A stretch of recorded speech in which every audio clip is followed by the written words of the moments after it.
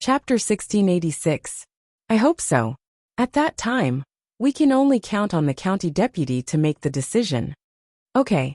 After Mulan's family moved, they began to prepare lunch. There were several rooms in the new house. The family lived in a very spacious house, much better than the previous one. Mulan and Zhu Eru shared a room. The children shared a room. Muhin shared a room. And there was also a living room. A kitchen. The foundation was very large. They could open up a vegetable garden in the front yard, or the back of the mountain. When they planted some vegetables, it would be much more convenient for the family to cook. The only inconvenient thing now was to get water. However, when the well in Zhao Yiner's house was built, it would be much more convenient for the two families to use the water in the well. It was okay to make do during this period of time. After moving to the new house, the happiest people were Mulan's children. They were used to living in a small house since they were young. Now that they suddenly lived in a big house, they were naturally very happy. Mom, our house is so big. Yes, Mom, our house is so good now. The room we live in is even bigger than the previous house. Mom, the house is so bright. It looks so good. Mom, our new house is so great. The bed is so big and comfortable. Hee hee, I like the new house so much. Seeing the happy faces of Dehua and Erhua, the sadness on Mulan's face faded a little. She smiled and said to Dehua, Erhua and San Er, it's good that you like it. In the future, our family will live in this big house. Hee hee, Mom, good. After lunch, we will pick some wild flowers back and decorate the house. Dehua said excitedly. Children liked flowers, especially Dehua and Erhua.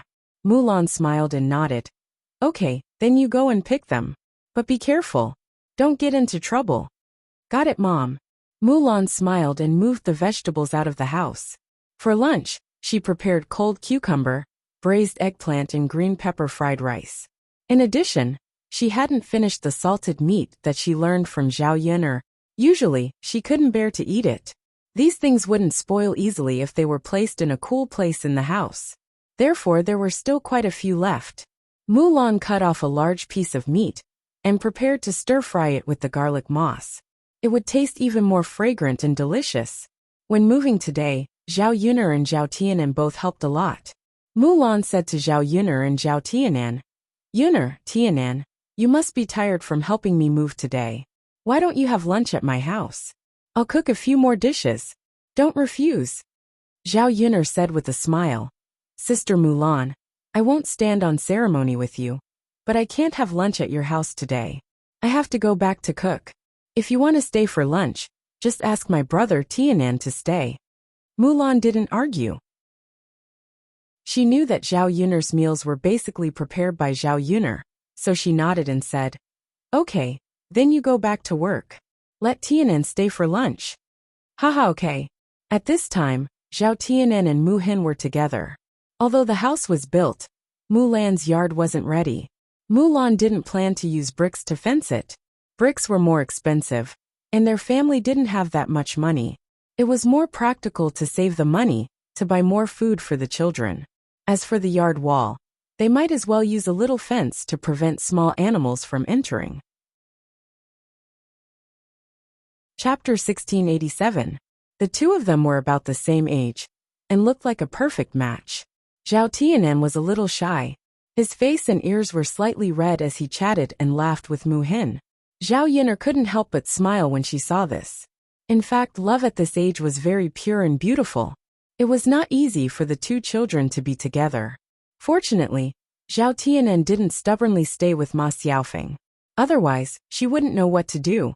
If their family married a lousy daughter-in-law like Ma Xiaofeng, it would be a disaster for the third branch. She would be the one who would be annoyed if things turned upside down later. Mulan laughed in Zhao Tianan's direction. Tianan, stay at my house for lunch today. Zhao Tianan smiled shyly. That's not very good, is it? What's wrong with that? It's a deal. You'll have lunch at my house today. Otherwise, I won't let you help me later. Zhao Wenan hesitated for a moment. That. Zhao Yiner couldn't help but laugh when she saw that her brother didn't take the bait. Tianan, just eat when you're allowed to. We'll be family in the future.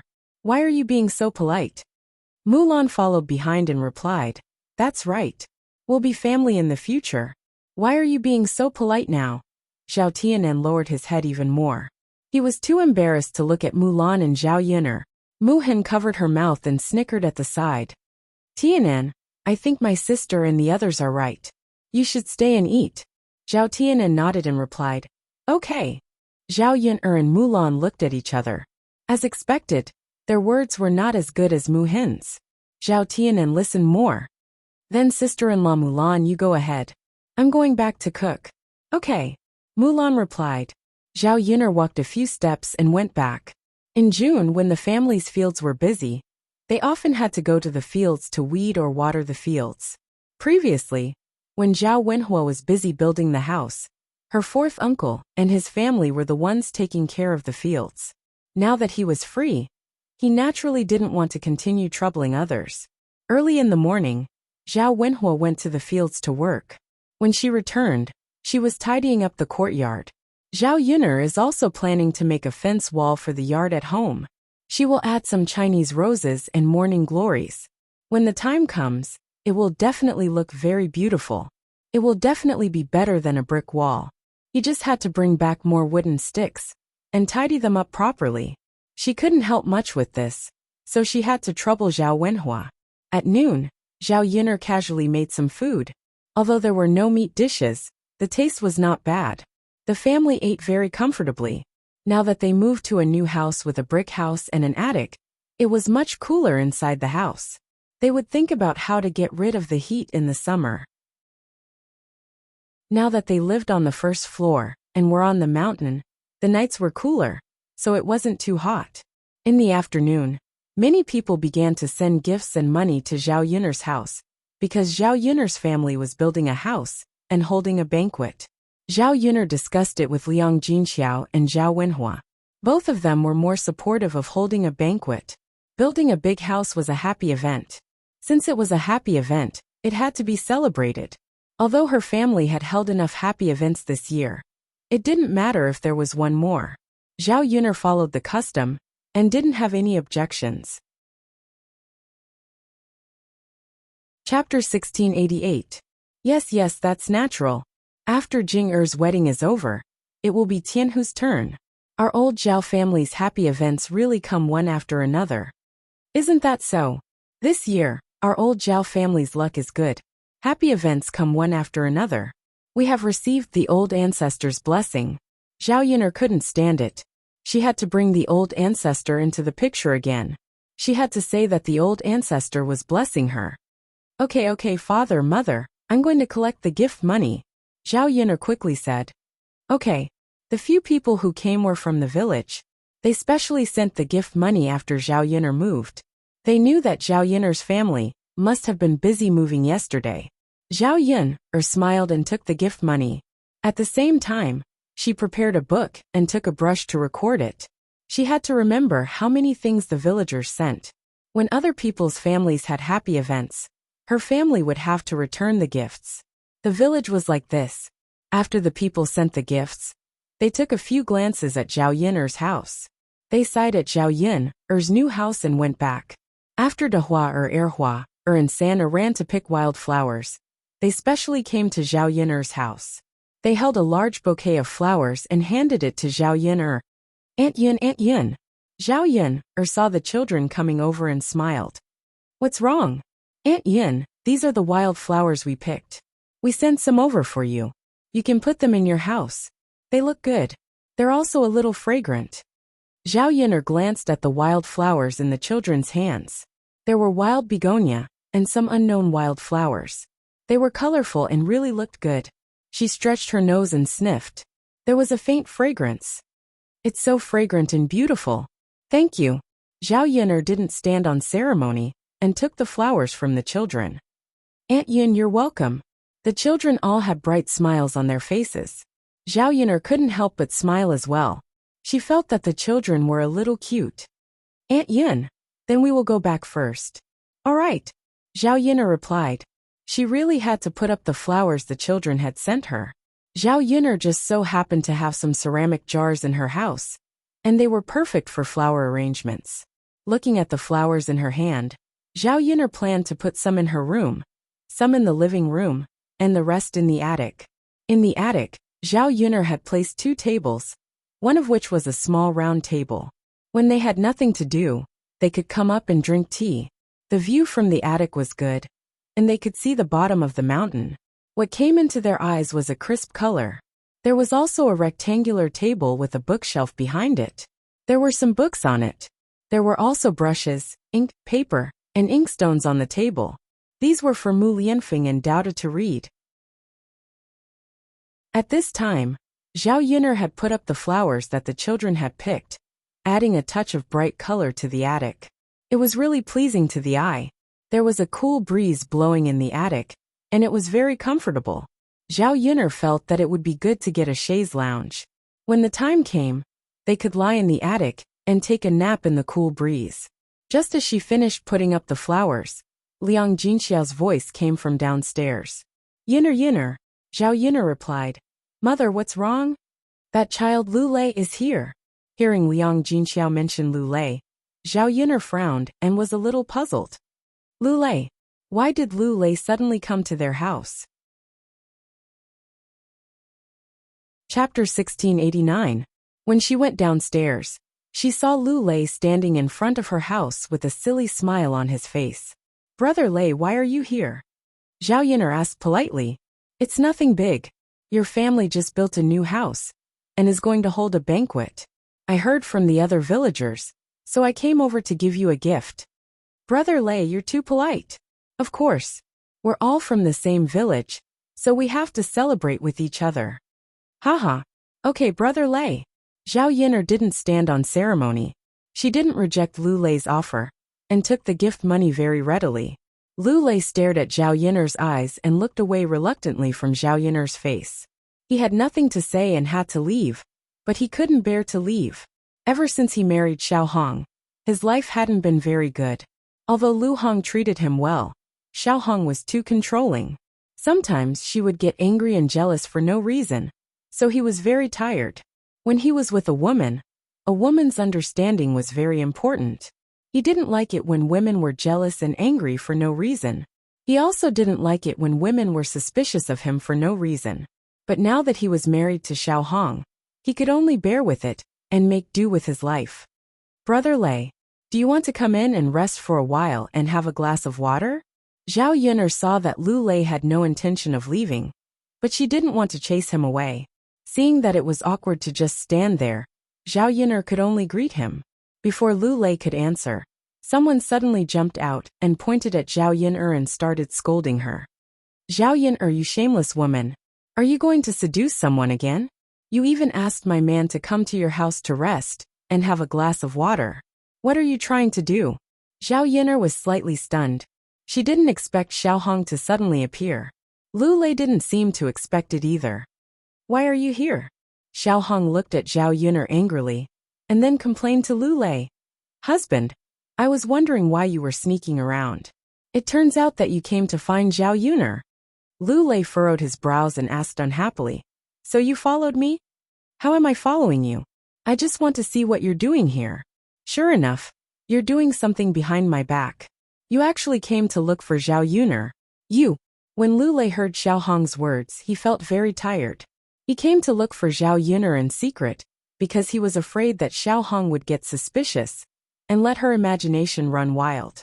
Previously, he had only helped Zhao Yuner get some wild candles, but Xiao Hong had misunderstood and made everyone very embarrassed.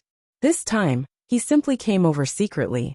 Xiao Hong couldn't see him, so she naturally wouldn't let her imagination run wild. I didn't come here to do anything shameful. What's wrong with coming here? Lu Lei couldn't take it anymore and replied. Xiao Hong's eyes were covered with a layer of mist. Husband, but you came to look for Zhao Yuner, and you said that you didn't come here to do anything shameful. What kind of bewitching potion did she give you? Why are you so obsessed with her? It's broad daylight, and you specially came here to look for her. Chapter 1690. Zhao Yuner couldn't help but roll her eyes in her heart. What the hell was she talking about? She didn't ask Lu Lei to stay on purpose.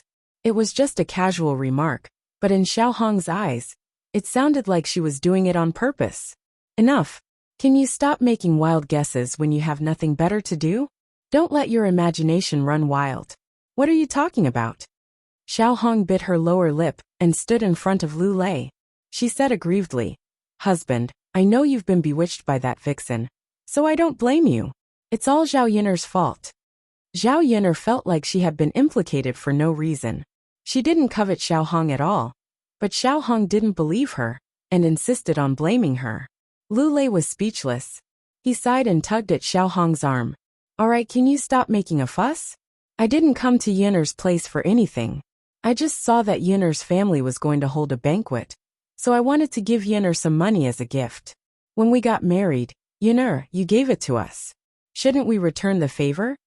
Xiao Hong was slightly taken aback when she heard Lu Lei's words. She didn't seem to believe Lu Lei. "Husband, is that really the case? What else could it be? Yin'er's gift money is still in her hand."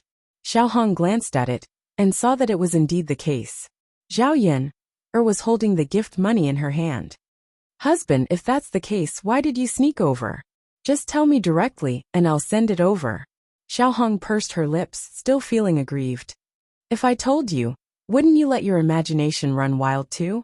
Why don't I not tell you and send it over myself secretly? That way, I won't have to go through so much trouble."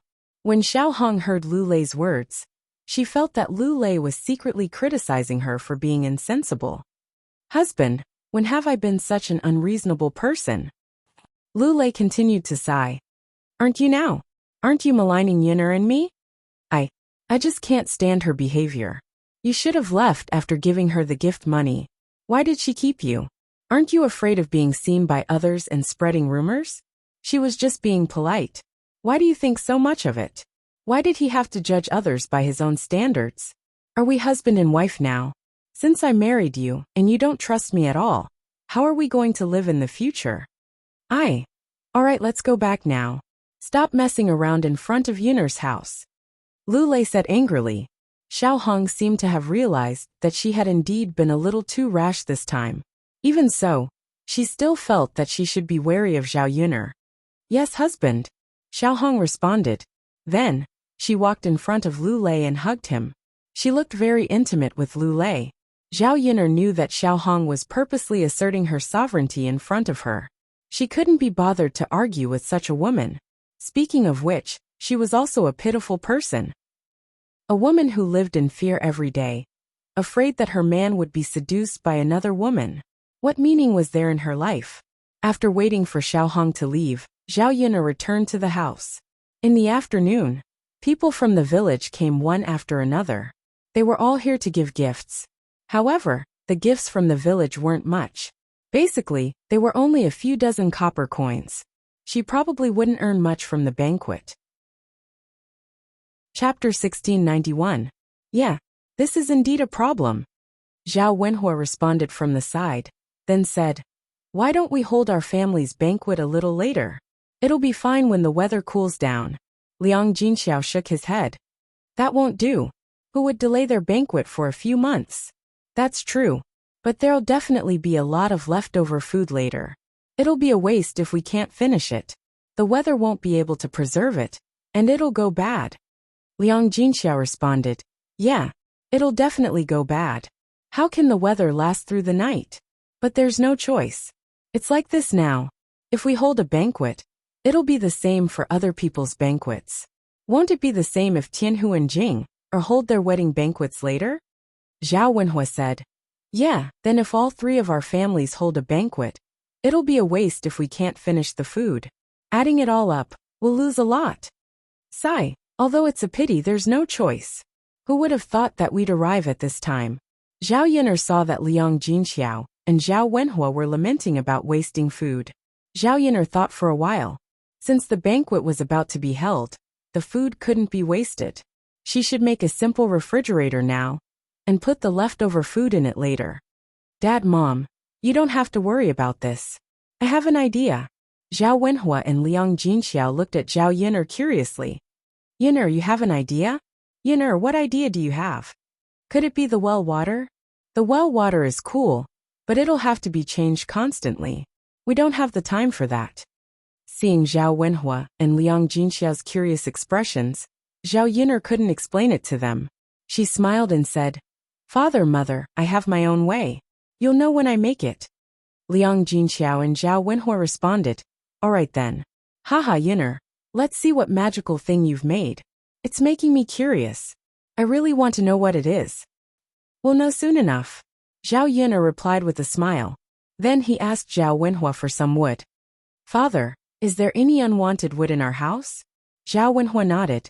His family used a lot of wood to build the house. At that time, he also brought back a lot of wood from the mountains. Many of them were not used up and were kept at home. He looked back to see if there was anything he could use. Now that Zhao Yun'er asked, he took it out. "Yun'er, why do you want this?" "It's to make something that can preserve vegetables," Zhao Wenshui replied. "It's amazing that you can even use wooden planks." Zhao Yun'er laughed. It was normal that Zhao Wenhua couldn't figure out the reason. "Father, can you saw this wood into pieces for me?" Zhao Yun'er looked at the whole piece of wood and was a little troubled. She wasn't a carpenter. It was impossible for her to know everything. She didn't know how to do this kind of thing. Zhao Wenhua smiled and said, "Of course it's a pity. Father will come right away." Zhao Wenhua went to the house and found a saw. He began to gesture at the wood. "Yun'er, how big do you want it to be?" Zhao Yun'er gestured at the saw. When Zhao Wenhua heard it, he understood Zhao Yun'er's intention and began to work according to Zhao Yun'er's request. Soon, Zhao Wenhua finished sawing the whole piece of wood. "Yun'er, have you seen enough?" Chapter 1692. Haha, it's good that it's enough. If it's not enough, tell me and I'll make more. Zhao Yun'er responded.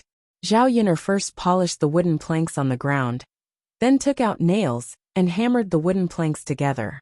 After spending an hour, he finally made a wooden box. Zhao Yun'er deliberately added a few more layers around the wooden box, so that the box's airtightness would be better. As for the inside of the box, Zhao Yun'er made some paste and sealed the box with some sand. This would ensure that the box would not be exposed to the wind. The ice cubes would not melt so quickly when placed inside. The box was neither big nor small, and could fit quite a lot of vegetables inside. She made a lid on top of it, and covered it directly. Zhao Wenhua and Liang Jinxiao stared at the side. When they saw that Zhao Yun'er had only made a box after a long time, they were even more confused. "Can the leftovers in this box prevent them from going bad?" Liang Jinxiao could not help but ask. Zhao Yun'er was amused by Liang Jinxiao. "Of course not. Mother, don't be anxious. You'll know later." "Haha." Liang Jinxiao responded. "Haha, okay. Mother will wait." Zhao Yun'er took the box outside to dry it. The sun was shining brightly on this hot day. After a while the paste on the box dried. Zhao Yun'er looked at it and began to take out saltpeter to make some ice cubes. The thick ice cubes were broken and spread in the box. Zhao Yun'er then covered the box with a lid and found a tattered quilt that she did not want. "Father, mother, this will do," Zhao Yun'er said with a smile. Liang Jinxiao and Zhao Wenhua looked at each other. "Won't the ice melt easily if it's placed inside? It's such a hot day, and you're still holding on to the quilt. Won't it melt faster?" "That's right. Yun'er girl, you should also store the ice for one night, right? Even if you put the food in there, I don't think it will last long. When the ice melts, the food inside won't be so cold anymore, and the food will go bad again. Yun'er, are you sure this will work?" Zhao Wenhua and Liang Jinxiao spoke one after another, as if they did not believe that the box was so magical. If the ice cubes were placed inside for an entire night, they would definitely melt into water. "Mother, you don't know, do you? Covering it with a quilt will not only prevent it from melting, but will also slow it down." How could that be?" Liang Jinxiao muttered. "This quilt has a thermal insulation function. It's cool inside, and the cold air will be solidified. It's not easy for the hot air outside to get in," Zhao Yun'er explained. "Is that so? Can it really be stored for one night?" Zhao Yun'er nodded. "It should be possible. As long as it lasts for one night, we can continue to put in more ice cubes the next day. The food definitely won't go bad if it's placed inside. Then let's try it tonight." "Haha, okay." Zhao Yun'er was very confident in the simple refrigerator she made. She could make a few more of this refrigerator later, and send one to Mulan's family. They would definitely be able to use it. Seeing the simple refrigerator that was made, Zhao Yin'er couldn't wait to make some herbal tea and other things to put in it. It was very easy to get heatstroke on such a hot day. It would be good to make some iced mung bean soup. Chapter 1693. Mother, I'm going to cook some mung bean soup. Now. Yes. It's still early. Cook some mung bean soup and put it in ice later. Eat some after dinner. Liang Jinxiao responded. All right, then I'll cook some. Let's see if what you make is useful. Okay. Zhao Yin'er made some mung beans. This thing was not rare in the countryside and was not expensive. It was about the same price as rice.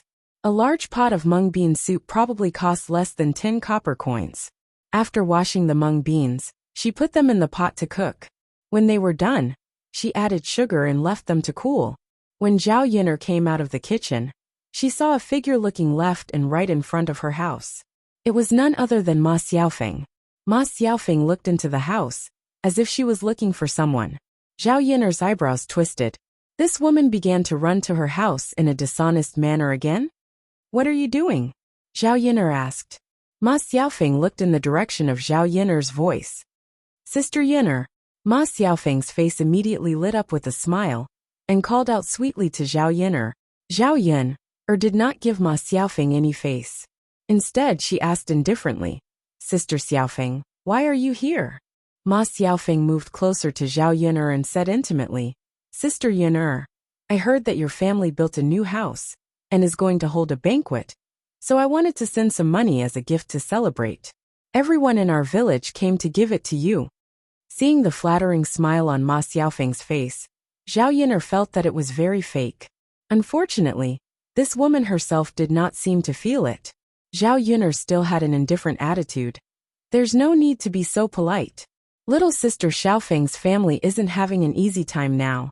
It's better to keep the money for your family to spend. It's fine as long as I know what you're thinking. Ma Xiaofeng was slightly stunned. She understood what Zhao Yin'er meant. On the surface, Zhao Yin'er was polite to her, as if she was considerate of her. In fact, she just didn't want to accept her gift money, and didn't want to have anything to do with her family. Sister Yin'er, my family isn't that poor right now. We earned some money from setting up a stall with Sister Pinger, and we haven't used it all yet. He was still able to fork out a few dozen copper coins as a gift. Sister Yin'er, you don't have to be so polite with me. As Ma Xiaofeng spoke, she stuffed a few dozen copper coins into Zhao Yin'er's hands. The corners of Zhao Yin'er's mouth curled up into a meaningful smile. Was she trying to curry favor with her? Little sister Xiaofeng, isn't it better to buy something good for your mother to nourish her body? As Zhao Yin'er spoke, she stuffed the copper coins back into Ma Xiaofeng's hands. A trace of unwillingness flashed across Ma Xiaofeng's eyes. The corners of her mouth twitched, and her smile looked awkward. Sister Yin'er, actually you don't have to be so polite with me. It makes us seem very distant. It's just a few dozen copper coins. My mother's body doesn't lack these few dozen copper coins to nourish her body. Zhao Yin'er chuckled and replied, her tone carrying a bit of sarcasm and alienation. Little sister Xiaofeng, when were we familiar with each other? Sister Yin'er. With Zhao Yin'er directly exposing their relationship, Ma Xiaofeng was very embarrassed. She didn't expect Zhao Yin'er to be so rude. She didn't care about her face at all. Chapter 1694. So little sister Xiaofeng, you don't have to be polite. You should take the money back. Besides, if I accept your gift money for my family's banquet, it would be inconvenient for you and your mother to come over to eat. I still have to accept this favor. I can't return it to you. Ma Xiaofeng looked at the dozens of copper coins in her hand, and she felt very uncomfortable. Zhao Yin'er accepted the gifts from others, but she didn't accept hers. This kind of differential treatment made Ma Xiaofeng feel even more uncomfortable in her heart. She didn't do anything wrong to Zhao Yin'er before. Ma Xiaofeng really didn't understand why Zhao Yin'er had such a big prejudice against her. Little sister Xiaofeng, is there anything else? If there's nothing else, I still have something to do. I won't entertain you. Ma Xiaofeng wanted to say something, But when she saw Zhao Yiner's cold and indifferent face, she suddenly stopped talking. Okay, then Sister Yiner, forget it, Ma Xiaofeng said with some hypocrisy. Little Sister Xiaofeng, take care. Come and play again when you have time. Zhao Yiner smiled and greeted her. Okay, Sister Yiner. Ma Xiaofeng's mouth pulled out a smile, and she also faked a smile. After leaving Zhao Yiner's house, Ma Xiaofeng's mood was a little lost. She knew in her heart that in old Zhao's family, the highest status was still Zhao Yin. The third branch had to listen to Zhao Yiner for everything. If Zhao Yiner didn't agree, the other people in the third branch would definitely consider it. Even if she provoked the relationship between Zhao Tianan and Mu Hin. So what if Zhao Tianan changed his mind? If Zhao Yiner didn't agree, would she still stick to Zhao Tianan? Did she want to change someone now? Find someone better than Zhao Tianan? However, she knew everyone in the village. How could it be easy to find someone better than Zhao Tianan? Ma Xiaofeng walked back with some frustration. Suddenly, she saw a man standing not far behind Zhao Yiner's new house. This man was tall and handsome, and his temperament was even more outstanding. This person was none other than Mu Lianfeng. Which woman wouldn't like a man with such good looks and a good family background? Ma Xiaofeng's heart trembled slightly when she saw Mu Lianfeng standing not far away. Wouldn't it be great if she could have some sort of relationship with this kind of proud son of heaven? Unfortunately, Ma Xiaofeng knew her limits. What was her status, and what was Mu Lianfeng's status? The difference between the two of them was too big. It was not easy to gain Mu Lianfeng's favor. Not everyone in the world was as lucky as Zhao Yiner, but on second thought, wasn't Zhao Yiner just an ordinary country girl? Why could Zhao Yiner do it, but she couldn't? Logically speaking, she was younger than Zhao Yiner. Which man didn't like young women and liked older women? Ma Xiaofeng saw that Mu Lianfeng's clothes were caught in the thorns on the ground. She hurriedly ran over to Mu Lianfeng. Lord Heir, don't pull. If you pull with all your strength, I reckon that you'll tear your clothes. Ma Xiaofeng moved closer to Mu Lianfeng and said softly. Mu Lianfeng raised his head and glanced at Ma Xiaofeng. Ma Xiaofeng smiled and explained. Lord Heir, these thorns have barbs. The more you pull, the easier it will tear your clothes. Your clothes are so expensive. Wouldn't it be a waste if they tear? Let me help you. Chapter 1695. After it was done, Ma Xiaofeng got up from the ground and smiled at Mu Lianfeng. Shiziyi, it's done. Fortunately, the clothes aren't ruined. Otherwise, it would be a pity. Mu Lianfeng looked at the clothes that were taken off. Although he was not used to Ma Xiaofeng's sudden enthusiasm, Mu Lianfeng still thanked her. Thank you. Ma Xiaofeng was flattered and waved her hand. Shiziyi, you're too polite. It's just a small matter. Mu Lianfeng nodded politely and smiled. This smile was quite magnificent. Ma Xiaofeng was stunned. The feeling that emerged in her heart was that Mu Lianfeng was really too handsome and good-looking. This kind of man was really a stunner. He was really the best. It was rare to see such a good-looking man. When Mu Lianfeng was about to turn around and leave, Ma Xiaofeng suddenly called out to Mu Lianfeng. Shiziyi, wait a moment. Mu Lianfeng stopped and turned to Ma Xiaofeng. Is there anything else? Ma Xiaofeng opened her mouth and found that she had nothing to say to Mu Lianfeng. She couldn't even start a conversation. If she forced herself to say something, she would only feel awkward. No, nothing. Mu Lianfeng couldn't help but look at Ma Xiaofeng a few more times. He felt that Ma Xiaofeng's behavior was a little strange. She clearly had something to say, but in the end, she didn't say it.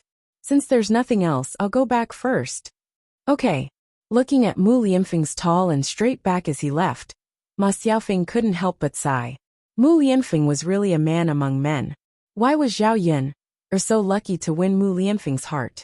Compared to Zhao Tianan, after seeing Mu Lianfeng, Ma Xiaofeng realized how low her requirements were. Her request for men was limited to the village. Zhao Tianan's conditions were indeed good in the village.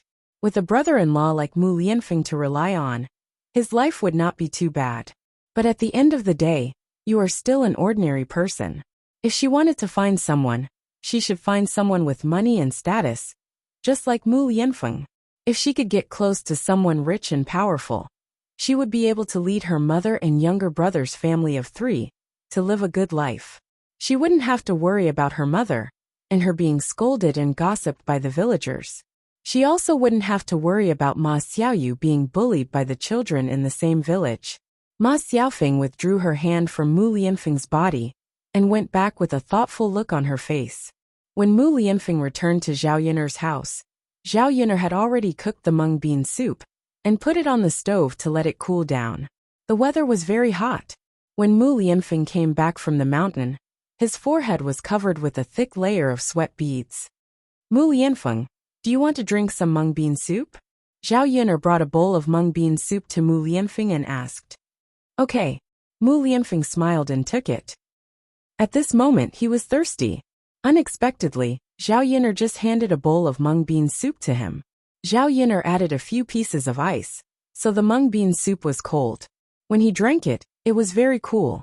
This mung bean soup was very thirst-quenching and tasted very good. When he drank it, he felt a lot more comfortable. After drinking it, Mu Lianfeng wiped the corners of his mouth and wiped the sweat beads on his forehead. It's as delicious as the sour plum soup. Yun'er, no one can be better than you when it comes to serving these things. Mu Lianfeng was not stingy with his praise. Chapter 1696. Indeed, Yun'er, you did a good job. I'm not the only one who's greedy. Mu Lianfeng said with a smile. When his laughter came, Mu Lianfeng's smile made people feel like they were bathing in the spring breeze. In this hot summer, it made people feel a little cool. Seeing Zhao Yun'er staring at him, Mu Lianfeng touched his face and said, Yun'er, why are you looking at me like that? Is there something on my face? Zhao Yun'er shook her head. No, I'm looking at you because you're good-looking and have a nice smile. You're such a good-looking person. Don't you want me to look at you? Mu Lianfeng shook his head. Of course not. Since Yun'er likes to look at me, you can look at me as much as you want. Haha.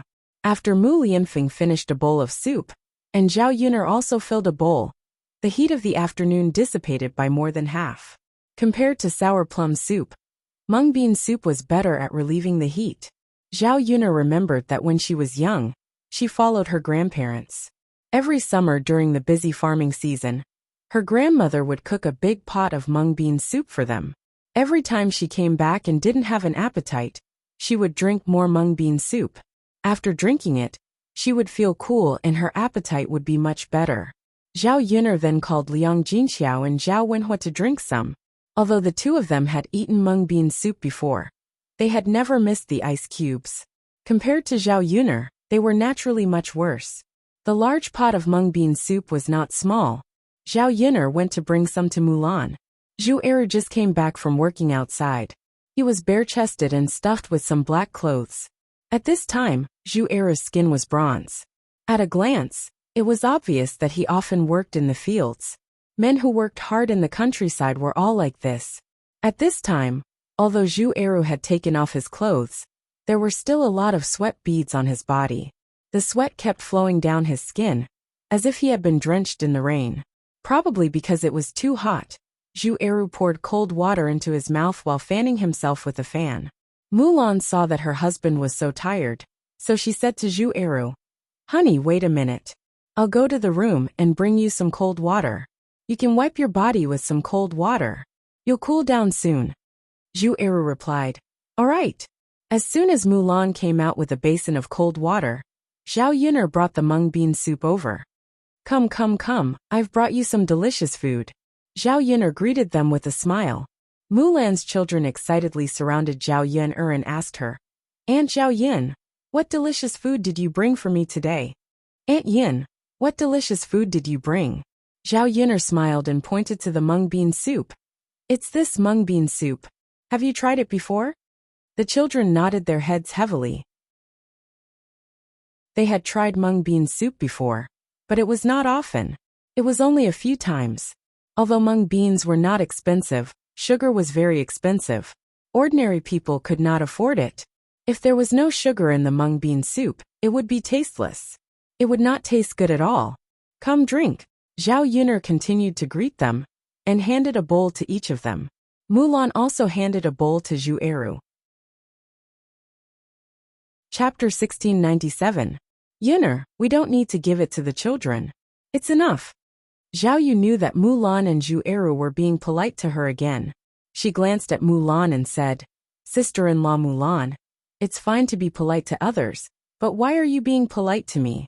Since I'm asking you to drink it, it must be enough." This, Mulan was silent for a while and said with a smile, "Since Yuner said so, Eru and I will drink it." Drink it, drink it. It's okay. There's still a lot in the pot at home. Brother Eru just came back from work and is so tired. It's good to drink it to relieve the heat," Zhao Yuner said with a smile. Seeing that Zhao Yuner was so polite and gave everything good to their family, Mulan felt sorry. "Yuner, I'll make it myself later and send some to you too." Zhao Yuner didn't stand on ceremony and agreed with a smile. After giving it to Mulan's family, Liang Jinxiao proposed to send some mung bean soup to the fourth branch. "Little girl Yin we actually cooked so much mung bean candy in our family's pot. Why don't we give some to your fourth uncle and fourth aunt? The two of them have helped our family a lot of work these days. Especially your fourth uncle. Your father has been busy with our family's fields recently, so he's been taking care of them all by himself. Otherwise, our rice won't grow well this year, and we won't have enough to eat." Zhao Yuner had this plan. "Okay, mother. I'll send some to my fourth uncle and fourth aunt. It's good to let them have a taste." "Haha, okay. Why don't mother go? You can rest at home." Zhao Yuner waved her hand. "No need, mother. I'll go. You're pregnant. It's inconvenient for you to move around." Liang Jinxiao smiled. "Okay then. Yuner, you go. Take it slowly." "I know, mother. It's not that far away. What can happen?" After saying that, Zhao Yuner went to the kitchen and took out a small jar of mung bean soup. She estimated that there were 4 or 5 bowls, which was enough for the fourth branch to drink. Although it was said to relieve the heat, it was cold after all. One couldn't drink too much of it, or else one would have a stomachache. When they arrived at the courtyard of old Zhao's house, they found that there was a carriage parked in front of old Zhao's house. It was obviously from a rich family. Su Xiaoxiao was curious. What kind of big shot had come to old Zhao's house again? Could it be Zhao Jinger's future husband? When Zhao Yuner walked into old Zhao's courtyard, she realized that it wasn't young Master Zheng who had come, but Zhao Xinhui. After Zhao Xinhui married young Master Meng, she probably lived a good life every day. Zhao Xinhui basically didn't return to her parents' home. Now that she was back, she made such a big fuss about it, as if she was afraid that others wouldn't know that she was now rich. In old Zhao's courtyard, the other branches all came out and chatted with Zhao Xinhui. Hu Chunhua was very happy to hear that Zhao Xinhui was back. A smile appeared on her gloomy face, and she looked very excited. Zhao Xinhui was probably the only one who could make Hu Chunhua happy. Everyone else treasured their sons, but Hu Chunhua was the only one who treasured her youngest daughter. Feng Zhangxia warmly cozied up to Zhao Xinhui. "Aunt, you're finally back. I've missed you so much. We're usually together all the time, but now that you're married, we can't even see each other for months. You're finally back today." Hearing Feng Zhangxia's words, Zhao Yuner felt the mung bean soup she had just drunk surge up, and she almost threw it up. Chapter 1698. Feng Zhangxia's words were not enough. She even pulled Zhao Xinhui's hand affectionately and said, "Little sister, you've changed after living in a rich family. Look at your face and skin. You've also gained some weight. Your complexion is much better than before. You've become much more radiant." Zhao Xinhui seemed to be very pleased with Feng Zhangxia's words. Of course. How can it compare to living in the village? Rich people's lives are much better than those in the countryside. Feng Zhangxia replied eagerly, Yes. That's why I say that little sister is the luckiest. Everyone in the village is better off than little sister." Hu Chunhua also had a smile on her face. After hearing Feng Zhangxia's words, Hu Chunhua interrupted. "My daughter's good life is preordained by the heavens. She's a person who enjoys happiness."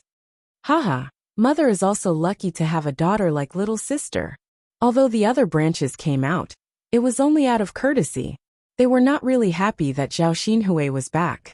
After all, no matter how well Zhao Xinhui married and lived, it had nothing to do with the other branches. She had to rely on herself to live. Zhao Xinhui would not give them charity, So what was the use of flattering Feng Zhangxia?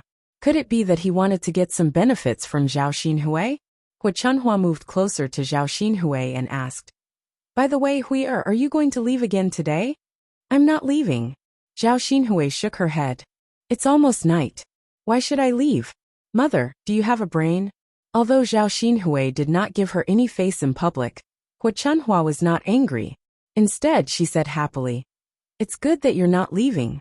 It's not easy for Hui to come home. You should stay at home for a few days." "Yes," Zhao Xinhui replied. That was what she planned to do. In fact, it was not that she wanted to come back. She had no choice but to come back. She was favored by the Meng family and became arrogant. She offended young Master Meng's first wife.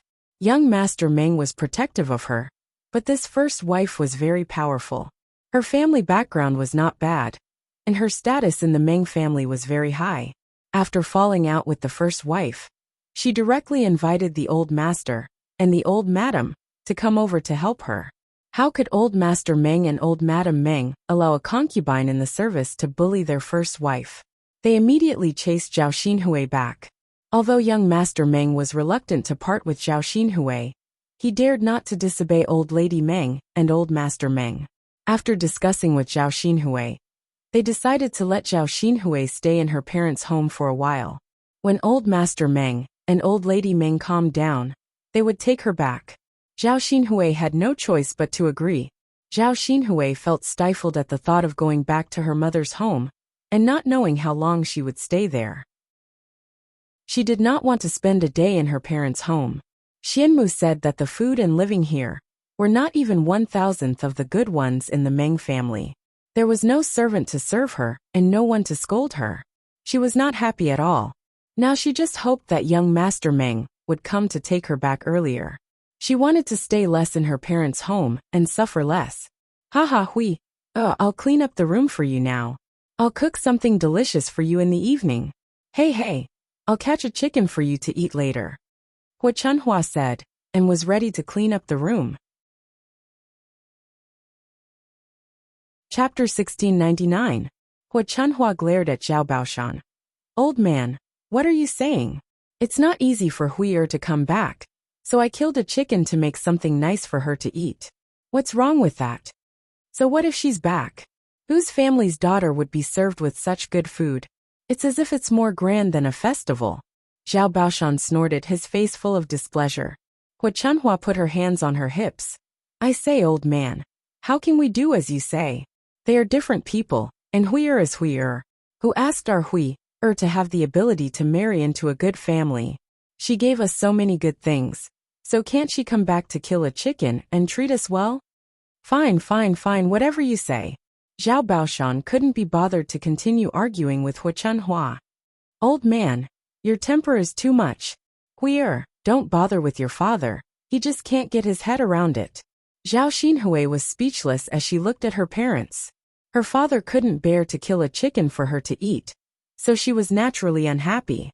However, even if Hu Chunhua killed a chicken for her to eat, she wouldn't care. After living a good life in the Meng residence, Zhao Xinhui didn't care about chickens anymore. She was even too lazy to eat them. "Mother, don't tidy up the room first. Hurry and get me a cup of water. I'm dying of thirst after rushing back. If I don't drink some water on such a hot day, I'll feel uncomfortable." Zhao Xinhui used her sleeve to fan herself, feeling uncomfortable from the heat. At this time, her forehead was covered with a thin layer of sweat. She felt that old Zhao's residence was hotter than the Meng residence. There was a courtyard in the Meng residence that was specially used to avoid the heat, so people wouldn't feel too stuffy sitting there to rest. Zhao Xinhui felt that she couldn't stand being cooped up in the carriage after rushing back. Hu Chunhua chuckled in response. Okay, mother will get you some water first." With that, Hu Chunhua went back into the room, brought out a cup of water, and handed it to Zhao Xinhui. Zhao Xinhui gulped down a few mouthfuls. Although she wasn't so thirsty, the heat still didn't dissipate. "Mother, our house is so hot, how can we sleep at night?" Zhao Xinhui complained. Hu Chunhua smiled and comforted her. "It's okay, it's hot during the day, but it's not so hot at night. I'll make you a mat for you to sleep on it." "It's still hot. Zhao Xinhui muttered. Zhao, I don't know how you've been living before. You for so many years you've been in the summer at home all these years, for so many years, you Zhao. You use. To it you. You. It. You. Go back and enjoy life. Father. Zhao Xinhui felt embarrassed when she heard Zhao Baoshan's scolding. Hua Chunhua quickly defended her. Old man, what are you saying? Huir came back after so much difficulty, and you want her to leave? What kind of father are you? How can you treat your own daughter like this? Zhao Baoshan's nostrils were steaming. I'm just speaking the truth. Look at her. She doesn't even know her own status. She can be the master in the Ming residence and be picky. Now that she's back in her maiden home. What's the meaning of her being picky? Is she giving us a hard time? We're already so old. And we still have to serve her. Unfilial thing, we raised her for nothing.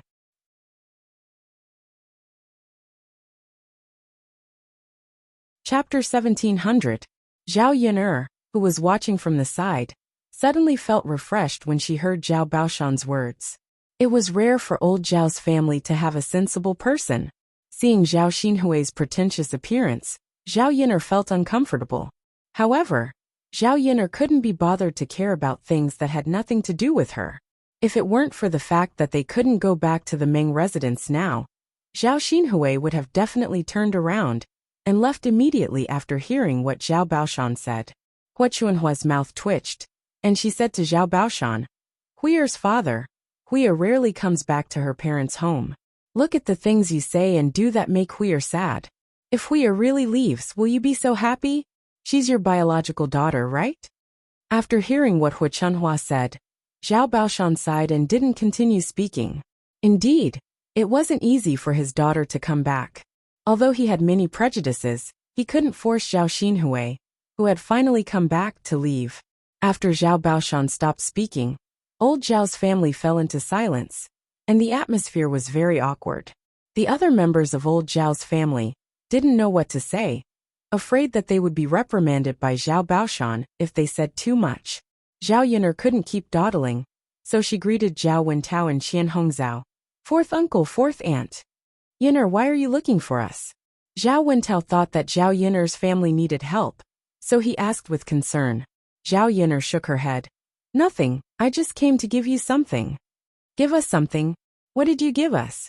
Zhao Wentao asked curiously. A little something to eat. Zhao Yin'er smiled and handed over the jar. Zhao Wentao opened it and said to Zhao Yin'er with some surprise. Oh Yin'er, this is mung bean soup. Yes, it's mung bean soup. It's good for relieving the heat, so I brought some for fourth uncle and fourth aunt to try. Zhao Wentao laughed heartily and didn't decline pretentiously. Haha, okay, fourth uncle will accept it. Okay, you can try it. Okay, Zhao Wentao responded. When the other families heard Zhao Yin'er and Zhao Wentao's words, they felt uncomfortable. Feng Zhangxia and Qian Hongzheng, and she said, Yin'er, why didn't you bring some mung bean soup to us? Zhao Wenshui echoed from behind. That's right, Yin'er, your fourth uncle and fourth aunt are your elders. Aren't we also your uncles? Why can't we give you some? Yin'er, that's not good. We are all relatives. How can you give mung bean soup to your fourth uncle and fourth aunt, but not to us? Do you still treat us as your elders? Go back and quickly bring some over, so we can try it too. Zhao Wenshui said.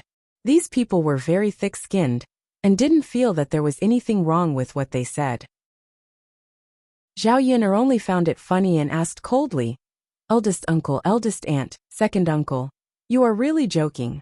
I sent mung bean soup to fourth uncle and fourth aunt, because my father has been busy building the house, and fourth uncle has been helping with all the work in our family's fields. Now that I have something to give to fourth uncle and fourth aunt, it's only right. If you help my family with the work in the fields, then I will send some to you too. After Zhao Yin'er finished speaking, the few of them stopped talking. Chapter 1701. Yin'er, it's not right for you to say that. We're all relatives and your elders. What's wrong with giving us some food? Do we have to work for your family in exchange? Zhao Wenshui muttered. He was too lazy to help Zhao Yin'er's family work, but he wanted to drink some mung bean soup, so he said that. Feng Zhengxia followed Zhao Wenshui and replied, "That's right. Little girl Yin'er, why are you still being so calculative? We don't have to drink much, just give us less." Zhao Yin'er sneered. How thick-skinned must they be to say such words? She had already made it so clear. But these people were still chasing after her. Second uncle and eldest aunt really know how to joke. Even blood-related brothers settle accounts clearly. Why should I, a married woman, be filial to you? So what if you're my elders? Zhao Yin'er's reply made Zhao Wenshui and Feng Zhengxia choke. What she said was reasonable. A married daughter was like spilled water. She didn't even need to care about her parents. So how could she be filial to other elders? There's no free lunch in this world. I'll only give them food if they help me. There's no free lunch. If second uncle and eldest aunt encounter a free lunch next time, remember to call me. I'll join in the fun and take advantage of it. Zhao Wenshui and Feng Zhengxia's expressions were a little ugly. They knew that Zhao Yin'er wasn't easy to deal with. If they wanted the mung bean soup, not only would they not get it, but they would also be humiliated by Zhao Yin'er. Seeing that these people had stopped making trouble, Zhao Yin'er withdrew the coldness in her eyes. She turned to Zhao Wentao and Qian Hongzhao and said, "Fourth uncle, fourth aunt, hurry up and drink it. This thing is cold now and relieves the heat. It won't be cold for a long time, and the taste will be a little worse." Zhao Wentao and Qian Hongzhao nodded with a smile. Okay, we'll drink it right away." As she spoke, Qian Zhaozhao went into the house and took out a few bowls. She poured some for the children at home first. Then, the couple picked up the bowls and drank the remaining mung bean soup. The mung bean soup was sweet. After adding ice cubes, it was a little cold. It tasted very good in the mouth. Good. Zhao Wentao gulped a few mouthfuls of mung bean soup into his stomach. After drinking it, he felt a lot more refreshed, and the heat in his body had mostly subsided. He suddenly felt very comfortable. "Yin'er girl, the food you gave me is really good. Apart from being delicious, it can quench my thirst and relieve the heat. Now I feel that my stomach is very cool. It's better to drink this on a hot day than anything else." Qian Zhaozhua wiped the corner of her mouth. After drinking the mung bean soup, she smiled and said, "Yes. On such a hot day, people's appetites were not good. Drinking this would make them feel much better. It was even better than eating fish and meat. I feel like most of the heat in my body has been taken away. Drinking water is not so effective." Zhao Yin'er chuckled. "Fourth uncle, fourth aunt, it's good that you like it. This thing isn't worth much, but it's suitable for drinking in this weather." "Yes." Zhao Xinhui's heart skipped a beat when she heard that. She was feeling unbearably hot and had no appetite. Was Zhao Yin'er's mung bean soup really that effective? If she drank it, she wouldn't be as hot as she was now, right? Zhao Xinhui thought for a moment, then asked Yin'er, "Yin'er girl, do you still have mung bean soup at home?" Chapter 1702. What's the matter, younger aunt? Zhao Yin'er raised her eyebrows and asked. Zhao Xinhui raised her chin. Don't misunderstand. I'm not like second brother and eldest sister-in-law who ask you for free. Go back and make some mung bean soup for me. I'll pay you. Zhao Xinhui thought that Zhao Yin'er would definitely sell the soup as long as she paid. Zhao Yin'er directly refused. Younger aunt, I'm sorry. My mung bean soup is for myself. It's not for sale. Zhao Xinhui's face suddenly darkened. She said to Zhao Yin'er in displeasure, You can give it to fourth brother and fourth sister-in-law for free. Why can't you sell it to me? It's not like I'm asking you for free. Zhao Yin'er disliked Zhao Xinhui's current attitude the most. Did she think that she could have whatever she wanted just because she had some money in her hands? Being with young Master Meng, she was covered in the stench of money. It was very disgusting. Younger aunt, if I'm not selling, then I'm not selling. Don't tell me you want to force me to sell it? Zhao Yin'er asked with a sneer. You. Zhao Xinhui glared at Zhao Yin'er angrily. This wretched girl deliberately made her feel uncomfortable. Hua Chuanhua's sharp ears overheard the conversation between Zhao Xinhui and Zhao Yin'er. She rushed out of the room angrily, walked to Zhao Yin'er and scolded Zhao Yin'er. I say, Yin'er girl, why are you so stingy? Can't you just sell some mung bean soup to your younger aunt? What's wrong? Is it my fault that you don't want to sell my things? Zhao Yin'er asked jokingly. You did it on purpose. Hua Chunhua glared at Zhao Yun'er angrily. I did it on purpose. What's wrong with that? You wretched girl. Hua Chunhua stomped her feet angrily. Zhao Yun'er didn't take Hua Chunhua seriously at all. Her voice was neither cold nor indifferent. Younger aunt, I'm not that short of money, so I don't want to make money by selling these things. Next time, don't say that you want to buy things with money in front of me. If I'm willing to give it to you, I'll give it to you even if you don't want it. If you don't want it, then you won't get it even if you spend money. Zhao Xinhui's resentful gaze fell on Zhao Yun'er. This be fourth uncle, fourth aunt, then I'll go back first. Zhao Yun'er greeted them with a smile, and then left the courtyard of old Zhao's house. Hua Chunhua looked at Zhao Yun'er's back and scolded, this wretched girl. She's getting more and more outrageous. She doesn't know the rules at all. She'll say that old Zhao's daughter has no manners. Feng Zhangxia pursed her lips and said in a sour tone. That's right. It's fine if she doesn't let us drink it. Younger aunt doesn't want to sell it even if we spend money. The third branch is living a good life now. They have good food and drink, and they don't care about money. We can't compare to them. Haha, no matter how good the third branch is living, it's their business. It has nothing to do with us. We shouldn't have separated from the family in the first place. Hua Chunhua felt a burst of regret. If the third branch was part of the family, they would have to share it with them now. Everyone would be able to live a good life. Zhao Baoshan's cold words drifted into Hua Chunhua's ears. Now you're saying that. If we hadn't separated from the family, would you have eaten shit? Speaking of eating shit, Hua Chunhua's face suddenly changed. This matter was a shadow for her. Thinking of it made her feel unusually uncomfortable. Chapter 1703. After being rebuked by Zhao Baoshan, Hua Chunhua was suddenly at a loss for words. Old man. Zhao Baoshan took a puff of his pipe and slowly mocked. That's why I said let's not talk about the future. She's living a good life now, and you're regretting it. If she's not living a good life, you'll be glad that you didn't drag her down. Am I right? Hua Chunhua couldn't argue with Zhao Baoshan. She turned around and went back to Zhao Xinhui's house to continue tidying up. In the next 2 days, the villagers sent gifts one after another. Zhao Yun'er also prepared to hold a banquet. It wasn't easy to hold a banquet. She had to go to the town to do some shopping. However, Zhao Yun'er was very anxious these days. She was always worried about Tiantian's situation. Tiantian was still in the tiger's den. She didn't know if Tiantian was okay. This tiger was an animal after all. It couldn't take care of Tiantian like a human. That child was still so young. She didn't know if there would be any problems. After the banquet, she had to discuss with Mu Lianfeng before going up the mountain to take a look. It would be best if she could find an opportunity to bring Tiantian back. Speaking of which, this child's life was a little hard. She was born prematurely and was abandoned by her parents. It wasn't easy for her to get better, but she was taken away by a white tiger. Zhao Yun'er couldn't help but worry. She didn't know if Tiantian's life would be bumpy. The well at home began to be officially built. After a while, they would be able to use the well water. It would save them the trouble of fetching water from the river. Zhao Yun'er didn't neglect the renovation of the courtyard. After the fence was completed, Zhao Yun'er and Mulan went up the mountain together. They found some wild flowers and dug them back to plant in the courtyard.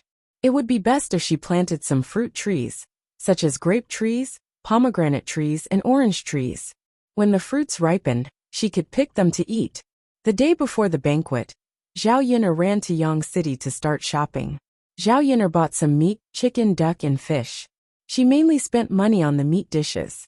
She bought a lot of vegetables, but didn't spend much money. The country people liked to eat meat the most when drinking wine, so they usually ate vegetarian food at home. When Zhao Yun'er arrived in Yang City, she found that Zhao Ping, and Ma Xiaofeng had already started setting up a stall.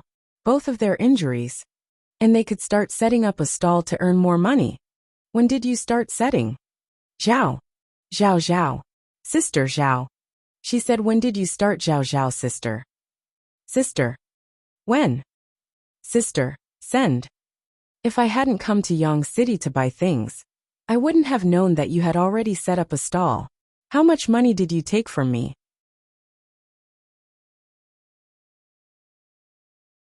Zhao Ping'er's expression was a little ugly. You? What nonsense are you talking about? Who took your money? Zhao Yin curled her lips and sneered. Is that so? You set up a stall so sneakily. You didn't share the money you earned with me. How dare you say that you didn't take my money? Ma Xiaofeng hurriedly explained to Zhao Yin. Sister Yin, you misunderstood. How could we take your money? We just set up this stall today. Naturally, we'll share the money with you when we earn.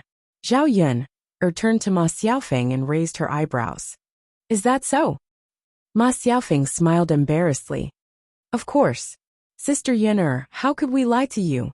Sister Ping, don't you think so?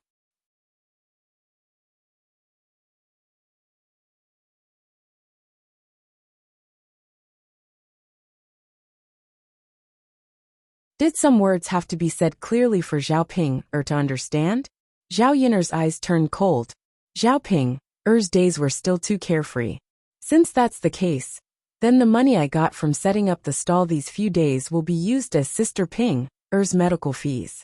In the future, no matter how much money Sister Ping earns, it has nothing to do with me. There's no need for our cooperation to continue.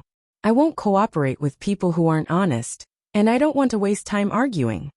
Zhao Yin said and turned to leave. Ma Xiaofeng rushed in front of Zhao Yin and blocked Zhao Yin's way.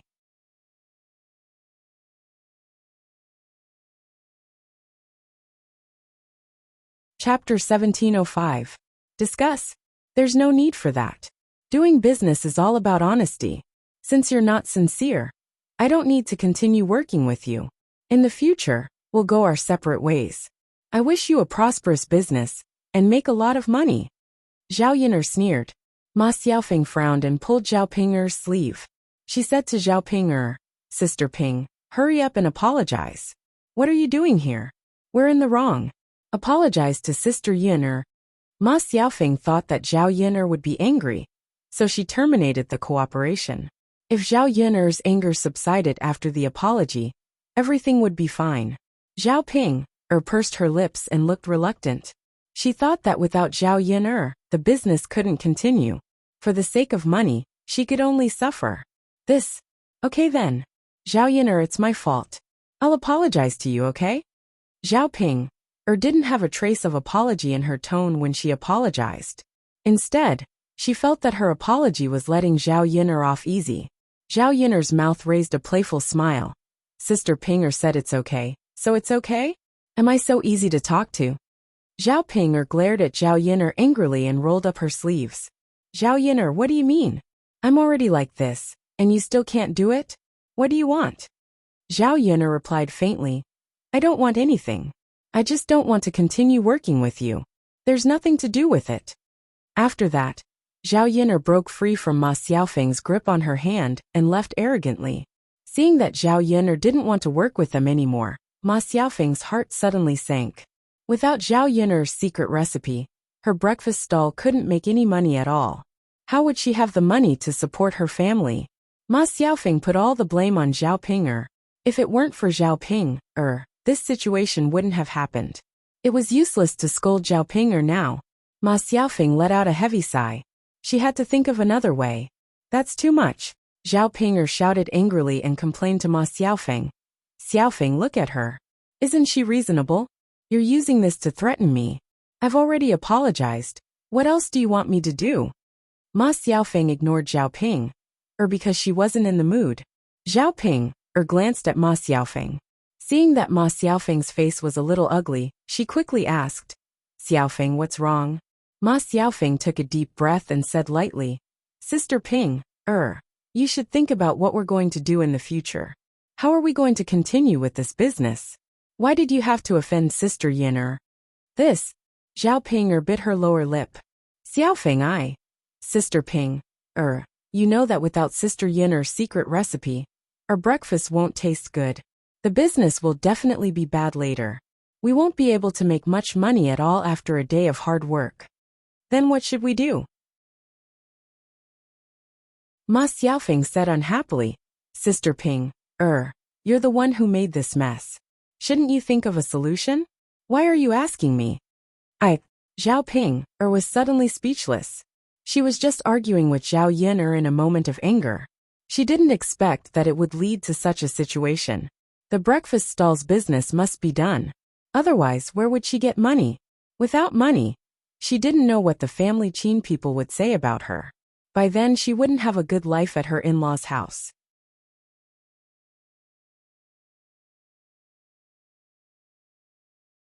Chapter 1706. If you don't beg, you won't have a chance. Ma Xiaofeng replied unhappily. Sister Ping'er, you have to be more sincere about this matter. Talk to Sister Yun'er properly and apologize properly. Maybe Sister Yun'er will change her mind. No matter what, you are her biological sister. I believe that Sister Yun'er won't be so ruthless. Zhao Ping'er couldn't stand the thought of having to put aside her pride to beg Zhao Yun'er. She really couldn't accept Zhao Yun'er's arrogance in front of her. Xiaofeng, don't you have any other ideas? Ma Xiaofeng chuckled. If it weren't for her feelings, she would have mocked Zhao Ping'er. Sister Ping'er, then tell me, what other ideas do you have now? If you can come up with an idea, naturally, you don't have to beg Sister Yun'er. Zhao Ping'er bit her lower lip. How could she come up with an idea with her brain? Okay then, I'll talk to her later. By the way, Sister Ping'er, your family is going to hold a banquet. Send some money as a gift. Maybe it will be easier to talk to her. Ma Xiaofeng reminded her. She was more anxious than Zhao Ping'er. After all, she was more in need of money than Zhao Ping'er.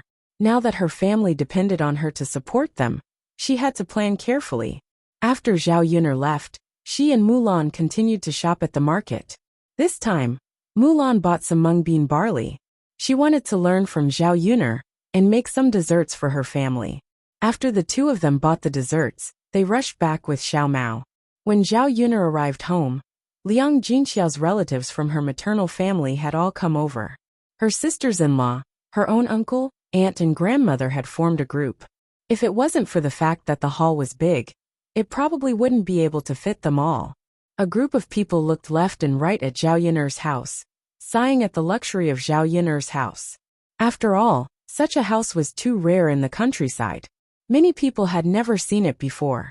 Zhao Yun'er's second aunt couldn't help but sigh. Mother, look. Big sister's house is really good. There are so many things. How spacious is it? How comfortable is it to live? Wu Zhenju's eyes sparkled as she spoke. Her eyes were filled with envy. First Aunt Guo Caixia chimed in. That's right. Such a house is so grand. No one in our village can live in such a big house. Eldest sister is so lucky. How enviable. When Granny Liang heard this, she chuckled and replied, This is a good thing. We should all be happy. Guo Caixia smiled and agreed. Mother, you're right. We should all be happy that eldest sister's family is doing well. That's right. After all, we're family. I'm happy to see Qiao are living well. Granny Liang had a bright smile on her face. It was obvious that she was happy for Zhao Yun'er's family from the bottom of her heart. Liang Jinxiao was her biological daughter. As a mother, which mother didn't want their children to live well? Mother, eldest brother, eldest sister-in-law, second brother, second sister-in-law. Have some mung bean soup to quench your thirst. Liang Jinxiao brought out a jar of mung bean soup. It was leftover from yesterday. Zhao Yun'er had kept it in a simple self-made refrigerator. It was still cold, so it was just right to serve it to her family. Oh, there's still mung bean soup? Wu Zhenju's eyes lit up when he heard this, and he immediately went to the table. Liang Jinxiao smiled and replied, Yes, there's still some left. Yun'er made it.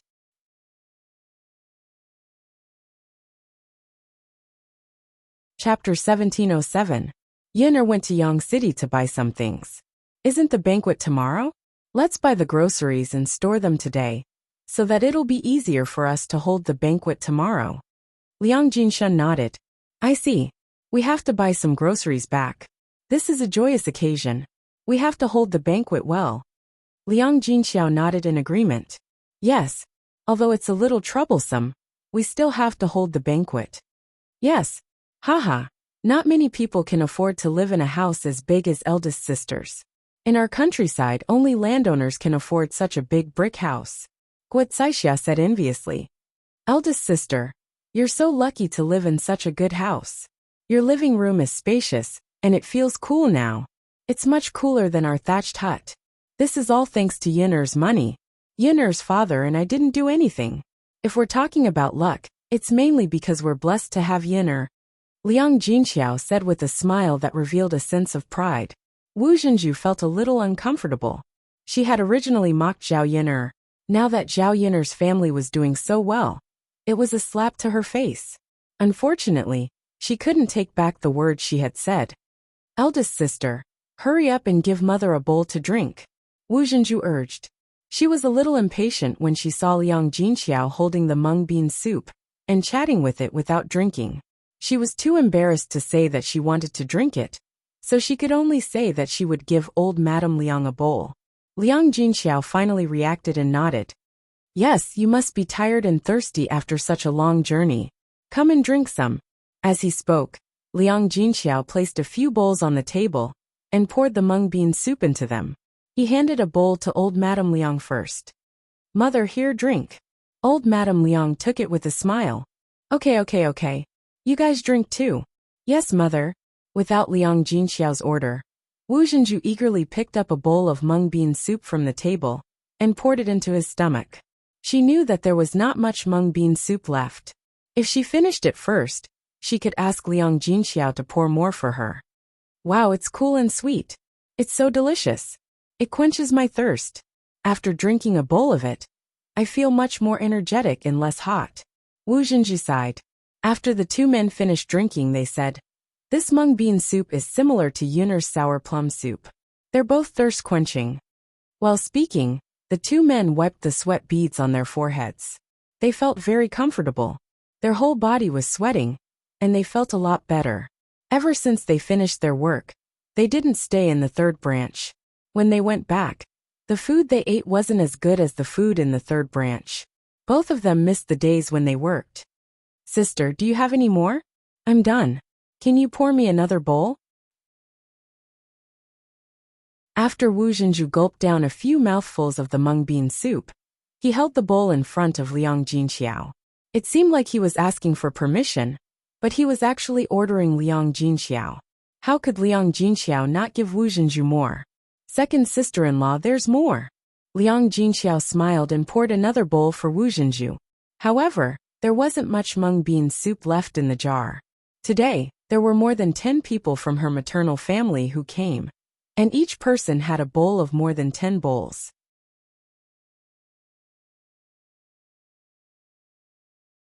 Chapter 1708.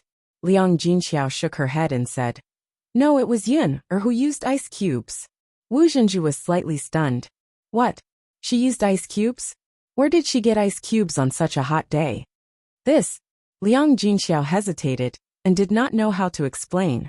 She didn't know how to use the ice cubes. She didn't know what Zhao Yinner put in the basin, but she made a pile of ice cubes. "I don't know either. Yinner has a lot of ideas.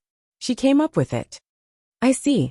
Wu Zhenju did not dwell on this matter and continued to drink the mung bean soup in his hand. The mung bean soup tasted excellent and quenched thirst. It was really a good thing. The adults liked it, and the children liked it even more. The few children who were brought over held the bowls and drank it. Liang Xinyue copied Wu Zhenju and quickly drank a bowl of mung bean soup. Then, she took the bowl and asked Liang Jinxiao for more. Liang Jinxiao saw that Liang Xinyue was actually here. She did not notice it earlier, but now she noticed it. She asked Wu Zhenju in confusion, "Second sister-in-law, what's going on? Shouldn't Xinyue be married by now? How did she have time to come here? A married woman should be staying at her in-laws' house. Liang Xinyue should not be attending her in-laws' activities." Wu Zhenju's face suddenly fell when he heard this. Guo Zixia could not help but snicker. However, she suppressed her emotions and explained to Liang Jinxiao, "Eldest sister, don't you know?" "Know what?" "Sigh. Xinyue's in-laws broke off their engagement, so she did not get married." "What?" Liang Jinxiao was slightly stunned. She did not expect this to happen. In the countryside, the chances of being rejected by the in-laws were very small. Her eldest niece was quite pretty, so there shouldn't be any reason for her to be rejected. Wu Zhenju's resentful gaze fell on Guo Zixia. She felt that Guo Zixia was gloating at her daughter's misfortune, and couldn't wait for her daughter to end up like this. Guo Zixia didn't care about Wu Zhenju's gaze and continued. There's nothing we can do about it. If we want to blame someone, we can only blame Xinyu for not having a good reputation. That family suddenly changed their mind and wanted to marry someone else's daughter. It was said that his daughter had married into a lower class, and her dowry was worth several hundred taels of silver. Our Liang family is just an ordinary family. What can we use to compare with them? Since other families' daughters are worth more, they definitely won't want our Liang family's daughter. After Guo Zixia's explanation, Liang Jinxiao finally understood what was going on. She thought of her second sister-in-law's smug and proud look. She did not expect that the engagement would be rejected. It was really a slap in the face. No wonder Wu Zhenju looked so embarrassed now. Some things could not be flaunted too much. No one could predict the outcome. The more you flaunt it, the more people would laugh at you. Nowadays, both the bride and groom are interested in family background. We can't blame them. However, it's not very kind of them to do this after the engagement. Liang Jinxiao lamented. There's nothing we can do about it. They are rich and powerful. We don't dare to find trouble with them even if the engagement is rejected, Guo Zixia said, hiding the smile on her face. Because of this matter, she had taken pleasure in his misfortune. Chapter 1709. Sometimes one shouldn't be too cocky in life. The faster one was cocky, the faster one would die. Liang Jinxiao sighed. That's true. Even if we want to cause trouble, we have to have the confidence to do so. They're all ordinary people. It's not worth it if we cause trouble and implicate ourselves. Guo Zixia chuckled and said, Isn't that so? We can only suffer in silence. I heard that the bride's family is not only rich, but they also have relatives who are officials. How would we dare to provoke an official's family? Liang Jinxiao nodded. That's true. If they're unhappy, they'll say that we're causing trouble for no reason, and that we'll suffer when we get caught in jail. Eldest sister, you're right. That's why we didn't go to them to talk about this. Guo Zixia hid her smile and secretly glanced at Wu Zhenju. When she saw Wu Zhenju's dark face, she felt even happier. Wu Zhenju pursed his lips and muttered, My Xinyu is good-looking. If they don't know what's good for them and don't want her, they'll definitely find a better one. Guo Zixia couldn't help but tease him. Second sister-in-law. It's not easy to find a good man these days. Moreover, Xinyue's marriage was annulled. Most people would feel uncomfortable. I think it's good enough for her to find a passable man in the village to marry. She can't choose a man with good conditions. If she can't find one, it'll drag Xinyue's age down. When she marries in the future, I'm afraid she can only find a man with worse conditions. He's either poor or old and can't find a wife. Wu Zhenju knew that Guo Zixia said this on purpose and vented his anger. Sister-in-law, what are you talking about? Since my Xinyue can find one once, she can find one a second time. It's fine as long as he's good-looking. Wu Zhenju retorted. His words implied that Guo Zixia's daughter Liang Shizi was not as beautiful as her daughter. Guo Zixia sneered. All right, second sister-in-law. You can say whatever you want.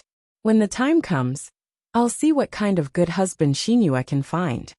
When Liang Jinxiao saw that the two sisters-in-law were at daggers drawn, he hurriedly said, Second sister-in-law, in fact, it doesn't matter who the child marries.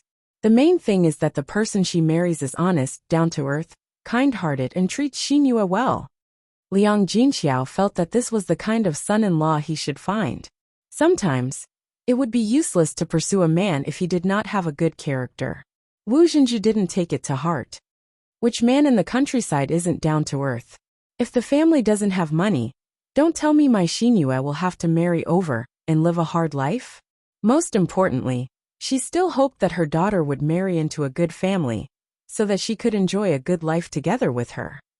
Liang Jinxiao was speechless for a moment. Her second sister-in-law felt that way and she couldn't change her mind. Anyway, she felt that a man's character was more important than money. Guo Zixia rolled her eyes and sneered at Wu Zhenju in her heart. Did he really think that rich people were as easy to pick up as cabbages on the street? Although Liang Xinyue was beautiful, Her engagement had been broken off, and she was not as good as her Liang Shizi. It was good enough that she found an ordinary family to marry. She was still thinking about a rich family. It was simply a fool's dream. Chapter 17:10. Alright. Let's not talk about this anymore. I feel annoyed talking about it. Old Madame Liang said with some displeasure. Today, he came to his eldest daughter's house, because his eldest daughter's family had built a new house. He was very happy. After listening to Guo Caixia and Wu Jinju's words, and thinking about Liang Xinyue's marriage, old Madame Liang suddenly felt unhappy. Okay, mother. Guo Caixia responded with a smile, and pursed his lips proudly. Wu Jinju continued to put on a sullen face, and replied to old Madame Liang embarrassedly. Mother, it was sister-in-law who brought it up. I didn't say anything. Second sister-in-law, look at what you're saying. If eldest sister asks, shouldn't you tell her? We're all family. It's okay to talk about this. I think you're deliberately saying it for me to hear. Wu Jinju snorted coldly. He couldn't stand Guo Caixia's style of doing things. Second sister-in-law, how can you accuse me wrongly? You're making me sound like someone else. You know very well what you mean. Second sister-in-law. Seeing that the two of them were about to quarrel again, old Madame Liang slammed the table and angrily rebuked. Are the two of you done talking? Didn't you hear what I said? All of you shut up. Guo Caixia and Wu Jinju were more or less afraid of mothers-in-law. In ancient times, mothers-in-law were more powerful than daughters-in-law.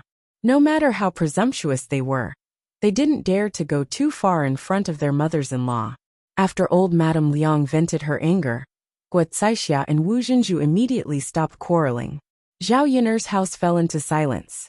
The children gulped down the mung bean soup. Children loved sweets and were very greedy. After finishing the mung bean soup, each of them held a bowl in front of Liang Jinxiao and said to Liang Jinxiao, Eldest aunt, we want more. Liang Jinxiao glanced at the mung bean soup in the jar. There wasn't much left. Probably none of the children would be able to get a bowl. At this moment Dao ran over. The two kids who had just returned from playing with Zhao Tianfu had a thin layer of sweat on their foreheads. Seeing that everyone in the room was drinking mung bean soup, Dao tugged at Liang Jinxiao's clothes and said, Grandma, Dao also wants to drink mung bean soup. So thirsty. Liang Jinxiao looked at the small amount of mung bean soup left in the bowl, and felt a little troubled. If he let Dao and Zhao Tianfu drink it, his nephews would be gone. Liang Jinxiao was afraid that Guo Caixia and Wu Jinju would scold her, so she asked for their opinion. There's not much mung bean soup left. Sister-in-law, second sister-in-law, why don't we give it to Dao? Guo Caixia was a sensible person. She pulled her son aside and discussed with him. Dakue, let's give the mung bean soup to Dao. Don't drink it. Although Liang Dakue was a little unwilling, he nodded obediently. Okay, Mom. I won't drink it then. Wu Jinju's son, Liang Xiaofei, took after Wu Jinju's temperament. He was not sensible. Mom, no, I want to drink it. I want to drink it. Before Wu Jinju could say anything, Liang Xiaofei expressed his determination. Wu Jinju's mouth twitched. He was very embarrassed. However, she only had one son, and she loved him dearly. She would usually give Liang Xiaofei whatever he wanted, and this time was no exception. Wu Jinju said to Liang Jinxiao, Sister, we are guests today. Shouldn't you let the guests eat and drink well first?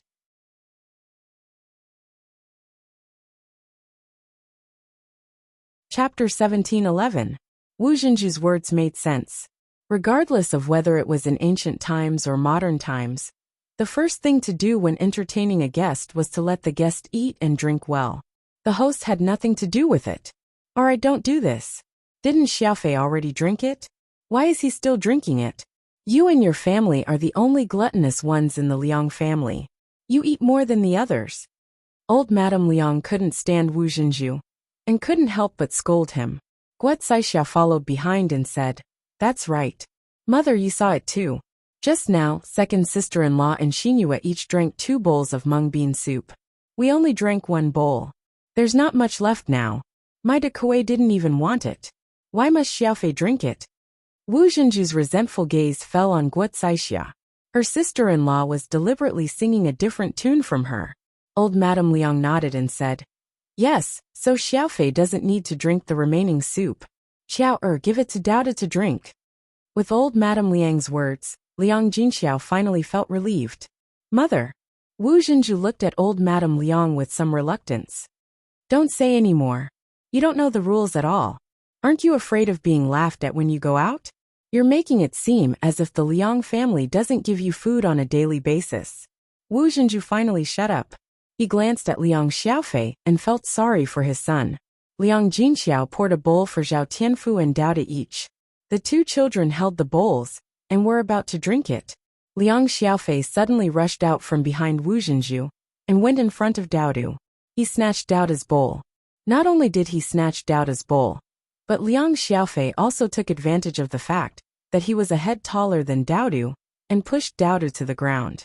Daodu fell heavily on the ground, and a layer of his skin was scraped off as he tried to support himself. Liang Jinxiao's heart skipped a beat when he saw this. He rushed over to Daodu and carried Daodu in his arms. "How is Daodu? Are you hurt anywhere? Show it to me." Tears welled up in Daoda's eyes. He walked up to Liang Jinxiao with his hands out and said to Liang Jinxiao, "Grandma, it hurts." Liang Jinxiao held Daoda's hand and looked at it. Daoda's hand was bleeding from the scratches. Children's hands were very tender. If they accidentally knocked on the ground, they would hurt themselves. Seeing Daodu injured, Liang Jinxiao's heart immediately ached. She looked at Liang Xiaofei with some displeasure. How could this child be so naughty and unreasonable? How could he push someone down so casually? Liang Xiaofei didn't feel that there was anything wrong with what he did. He grabbed the mung bean soup from Daoda's hand and gulped it down in a few mouthfuls. Liang Jinxiao's face darkened. This child's education was too outrageous. Wu Zhenju was not angry. Instead, he felt that Liang Xiaofei had done him a favor. Since he could not get it peacefully, he had to snatch it. Liang Jinxiao comforted Lil Pi with a few words, walked to Liang Xiaofei, and said to Liang Xiaofei, "Xiaofei, haven't you already drunk a bowl? How could you snatch Daoda's bowl? You even pushed Daoda down. Look, Daoda was hurt by you. His hand is scratched." Liang Jinxiao's tone was a little harsh. Since he was her nephew, she had to teach him a lesson. If she did not discipline him, he would be even more unreasonable when he grew up. If Zhao Tianfu was like Liang Xiaofei, she would have slapped him.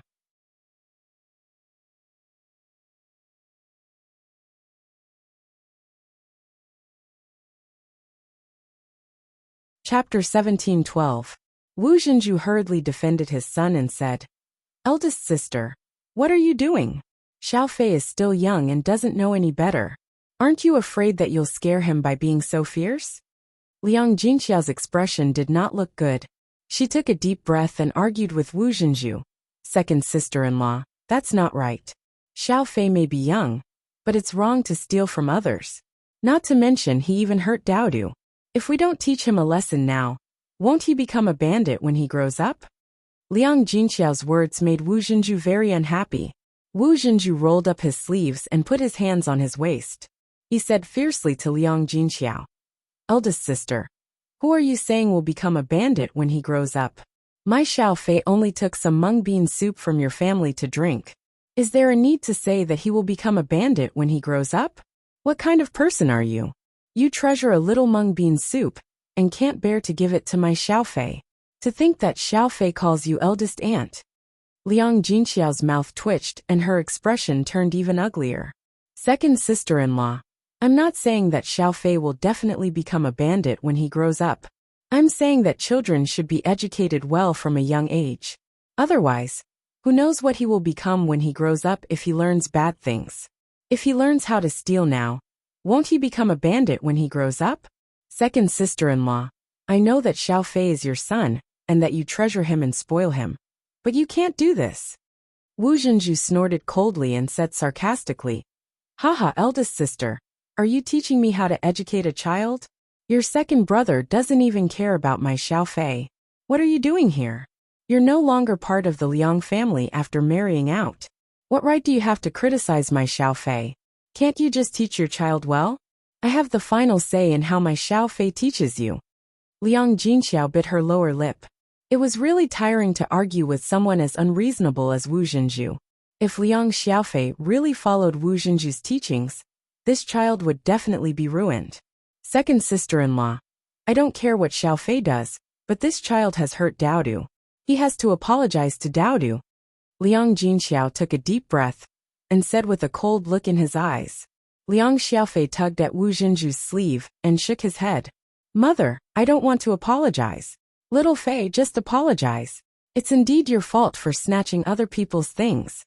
Old Madame Liang couldn't stand it anymore and tried to coax Liang Xiaofei. However, as Liang Xiaofei was old Madame Liang's precious grandson, old Madame Liang's attitude wasn't too tough.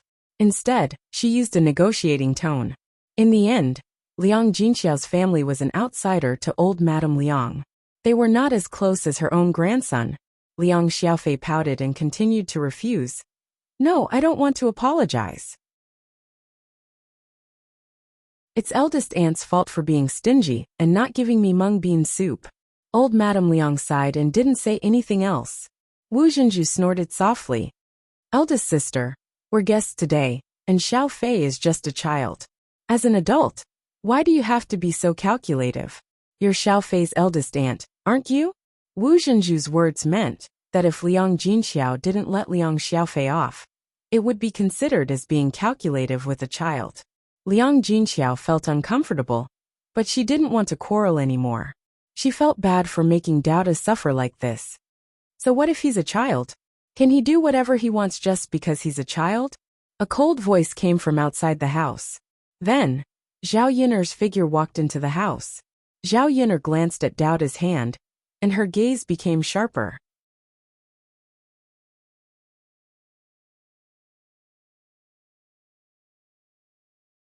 Chapter 17:13. She couldn't care less about what they did to others, but if they hurt Daodu, she wouldn't sit back and do nothing. Liang Jinxiao's gaze fell on Zhao Yin, or when he saw Zhao Yiner walk in.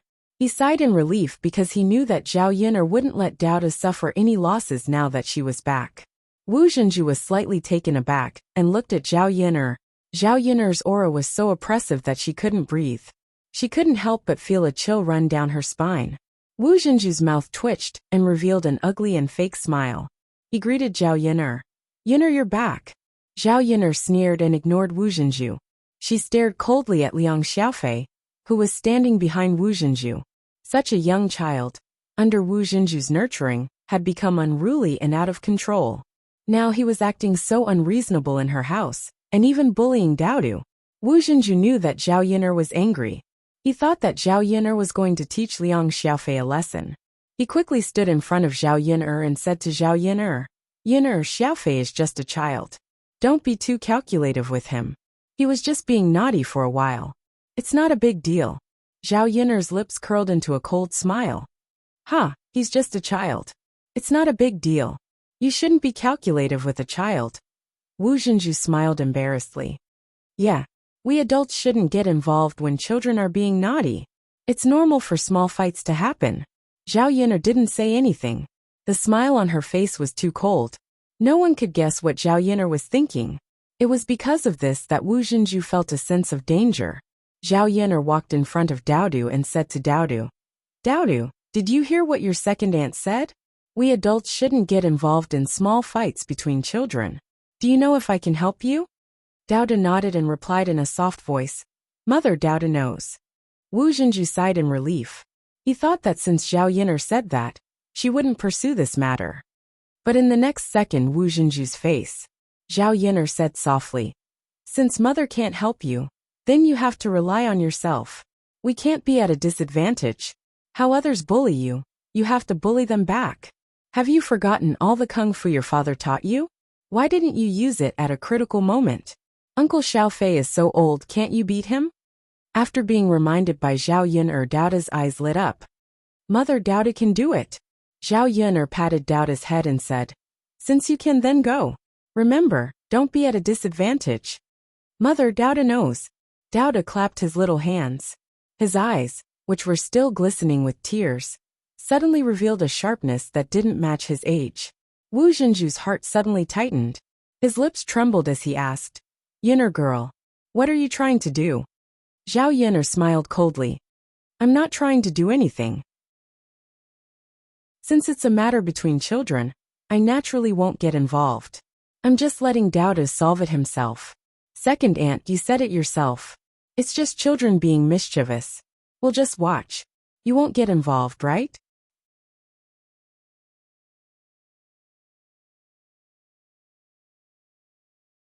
Chapter 17:14. At the very least, his little Fei was a head taller than Daodu. How much strength could Daodu exert at such a young age? She and Zhao Yun'er wouldn't get involved, so it would be more beneficial for her. Even so, Wu Zhenju was still quite worried. He saw Daoda's stubborn little face walk up to Liang Xiaofei. Liang Xiaofei was used to thinking highly of himself, so he didn't put Daodu in his eyes at all. He felt that if he didn't teach Daodu a lesson, he would miss the opportunity to teach him a lesson. Liang Xiaofei put the bowl on the table. When he was about to reach out to hit Daodu, he was thrown heavily to the ground by Daodu with a handsome shoulder throw. Ah! Liang Xiaofei screamed in pain. However, this was just the beginning. After Daodu threw Liang Xiaofei to the ground, he punched Liang Xiaofei's chest a few times. Zhao Yun'er watched coldly from the side. No matter how ruthless Daodu was, it was Liang Xiaofei's own fault. She had to teach Daodu a good lesson. He shouldn't be taken advantage of when he was young, so he shouldn't be too weak when he grew up. After all, Daodu often followed Liang Jinxiao. Zhao Yun'er was afraid that Daodu would be influenced by Liang Jinxiao. In any era, a person who was too weak would only be bullied. She didn't want to see Daodu like that. Daodu was encouraged by Zhao Yun'er and became even more ruthless. He directly used Liang Xiaofei as a daily target to train his skills. Thus, everyone watched as a 3-year-old child pressed another child, who was a head taller than him, to the ground, and beat him up merrily. The older child didn't even have the strength to fight back. Wu Zhenju was stunned for a few seconds. After seeing this scene, he was stunned. He hurriedly tried to push Daodu away from Liang Xiaofei, but Zhao Yun'er blocked him. Second aunt, what are you doing? Zhao Yun'er asked with a cold smile. Wu Zhenju said angrily, Yun'er, look at what Daodu has done to my little Fei. Zhao Yun'er smirked and asked, so what? It's just a fight between children. Didn't second aunt say that before? Why are you feeling sorry for little Fei now? Can't bear to see him get beaten up by my Daodu? Wu Zhenju was so angry that his face turned ashen. He pointed at Zhao Yun'er and scolded. What fight? Are you blind or what? My little Fei's face is bruised and swollen. This isn't light. Zhao Yun'er put her hands on her waist and said indifferently, second aunt really does feel sorry for her son. However, you are so agitated when your little Fei gets beaten up. My Daodu was pushed to the ground and scraped his hand, but you are so casual about it. You can't say that your son is a treasure while someone else's son is trash, right? You, second aunt, little Fei can't beat my Daodu because little Fei doesn't have the ability. He's so much older than my Daodu, but he was pushed to the ground and beaten up. How embarrassing. Second aunt is an adult, so don't help her. Otherwise, if an adult like you bullies my Daodu, I won't let you off. Zhao Yun'er warned coldly. Wu Zhenju was intimidated by Zhao Yun'er's sharp gaze. He didn't dare to step forward, and could only watch as Liang Xiaofei got beaten up. Hitting Liang Xiaofei's body was more painful than hitting her. Daodu, why are you being so gentle? Did mother not feed you enough, and you don't have any strength now? Zhao Yun'er called out to Daodu.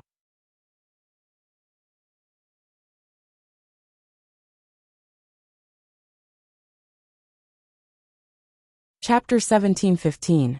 With his mother backing him up, he wasn't afraid of anything. Thinking about what Zhao Yun'er had taught him before, Daodu didn't hold back at all when he beat someone up. Today, if he didn't fight for his face, he had to fight for his dignity.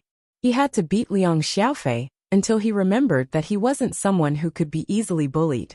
While Liang Xiaofei cried miserably as he was beaten up, Wu Zhenju was so anxious that she stomped her feet. Unfortunately, Zhao Yun'er was blocking her, so she couldn't save Liang Xiaofei. She could only watch as Liang Xiaofei was beaten up. Zhao Yun'er, that bitch, she was too much. If anything happened to her little Fei, she wouldn't want to live either. Wu Zhenju hurriedly gave Liang Jinhui a look. She couldn't save Liang Xiaofei. As Zhao Yun'er's second uncle, Zhao Yun'er had to listen to him, right? Liang Xiaofei was Liang Jinhui's son after all. How could Liang Jinhui watch his precious son get beaten up so badly? Thus, he took a step forward and discussed with Zhao Yin'er. Yin'er girl, our little Fei was in the wrong this time. I apologize to you. Look, Daodu has been beating him up for so long. Shouldn't he let our little Fei go? Zhao Yin'er's eyes turned cold. She chuckled and said, Second uncle. Your words make it sound like I won't let little Fei go. Then Daodu. Second uncle, that's a matter between children. If you don't want little Fei to get beaten up, then let little Fei fight back. Don't tell me that little Fei can't beat Daodu even though he's a head taller than Daodu? This, Liang Jinhui was a little frightened by Zhao Yin'er's cold eyes. His wife didn't know how powerful Zhao Yin'er was. He had been with her for a long time and knew that Zhao Yin'er was not to be trifled with. If Zhao Yin'er got angry, the situation would be very serious. Wu Zhenju originally hoped that Liang Jinhui would be able to help Liang Xiaofei, but now that he found out that Liang Jinhui was a coward, he didn't dare to say a word. Seeing Liang Xiaofei beaten black and blue, Wu Zhenju couldn't help but wipe the tears from the corners of his eyes and cry with heartache. She had to remember this Zhao Yin'er later. She would definitely get her revenge. Old Madame Liang also felt heartache, but just as she was about to say something, she was stopped by Guo Caixia. Mother, you don't have to worry about this matter. It's useless even if second brother says anything. It's indeed little Fei's fault first. We adults shouldn't get involved in children's matters. Otherwise, Yin'er will feel uncomfortable, and big sister will also feel uncomfortable. Old Madame Liang sighed and said, "Ai, okay then. That's the only way." Old Madame Liang felt sorry for her grandson, but she also knew that this was Zhao Yin'er, so she couldn't be too protective. Daodu beat up Liang Xiaofei for a while. When he saw that Liang Xiaofei was beaten up badly by him, he slowly got up from Liang Xiaofei's body. Liang Xiaofei was already on the ground, unable to move, and blood was flowing out of his nostrils. After Daodu beat up Liang Xiaofei, he walked towards Zhao Yin'er. Zhao Yin'er squatted down and wiped the sweat off Daodu's forehead. Then she asked with concern, Daodu, how are you feeling? Does your hand hurt?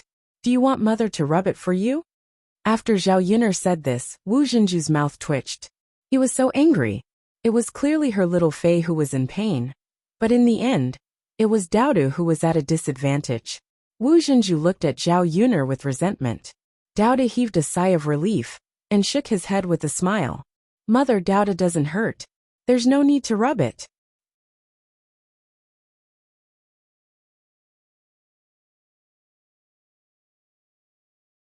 Chapter 17-16. At the same time, Zhao Yin'er didn't forget to teach him. Daodu, the next time someone bullies you, crying is useless. You have to use your fists to teach them how to behave. You're a man, so you have to know how to protect yourself. Do you understand? Yes, yes. Mother, Daodu will definitely do that in the future. Good boy. Seeing that Daodu was tired, Zhao Yin'er felt a tinge of sadness in her heart. This child had suffered so much in the past and was bullied by so many people. Fortunately, it wouldn't happen again in the future. With her around, no one would dare to bully the mother and son. Wu Zhenju cried as he rushed to Liang Xiaofei and carried Liang Xiaofei. Liang Xiaofei continued to cry loudly. When he reached Wu Zhenju's arms, he cried even more fiercely. Mother, it hurts. It hurts so much. Wu Zhenju patted Liang Xiaofei's back and said, All right. Xiaofei, don't cry. Mother knows that Xiaofei has been wronged. Mother. Liang Xiaofei realized that when he opened his mouth, a tooth fell out of his mouth. It was still stained with blood. Wu Zhenju was shocked when he saw it. He couldn't help but scold Zhao Yin'er. Zhao Yin'er, look at your family's Daodu. Isn't he too ruthless? My family's Xiaofei's tooth has been knocked out. So what?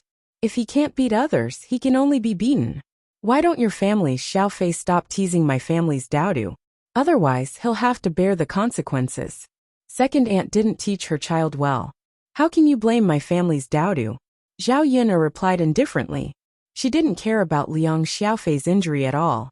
Wu Zhenju was so angry that his liver hurt. It's just a child. Why are you so ruthless? It's really bad luck to have such a relative. Xiaofei's father, as a man, You can't even protect your own son. What's the use of you? I think he's just a good-for-nothing. Wu Zhenju vented all his anger on Liang Jinhui. If Liang Jinhui had made a move just now, Liang Xiaofei would not have been injured so badly. Liang Jinhui expressed his helplessness. How could a man like him protect her? Should he make a move on a child or a woman? If he protected her, he would be scolded again. Little Fei's mother, this is our little Fei's fault. It's fine if a child's teeth fall out. They'll grow back in a while. This is a lesson for Xiao Fei. He should restrain his temper. It's fine if he's arrogant at home. Our family can spoil him, but no one will let him do as he pleases outside. After listening to Liang Jinhui's words, Wu Zhenju became even angrier. Useless means useless. Why do you have to do all this nonsense? Xiao Fei is just unlucky to have a useless father like you. Liang Jinhui was a little embarrassed. This woman was not done yet. Guo Caixia, who was standing at the side, was gloating. She was very happy to see the second branch suffer. Usually, Liang Xiaofei was very pampered in the Liang family. He often bullied her family's Kuei, but Wu Zhenju was very protective of him. Every time, it was Liang Xiaofei who suffered. Now that she saw Liang Xiaofei being taught a lesson, she finally vented her anger. Evil brats like Liang Xiaofei had to be taught a lesson. Otherwise, they wouldn't know what was good for them.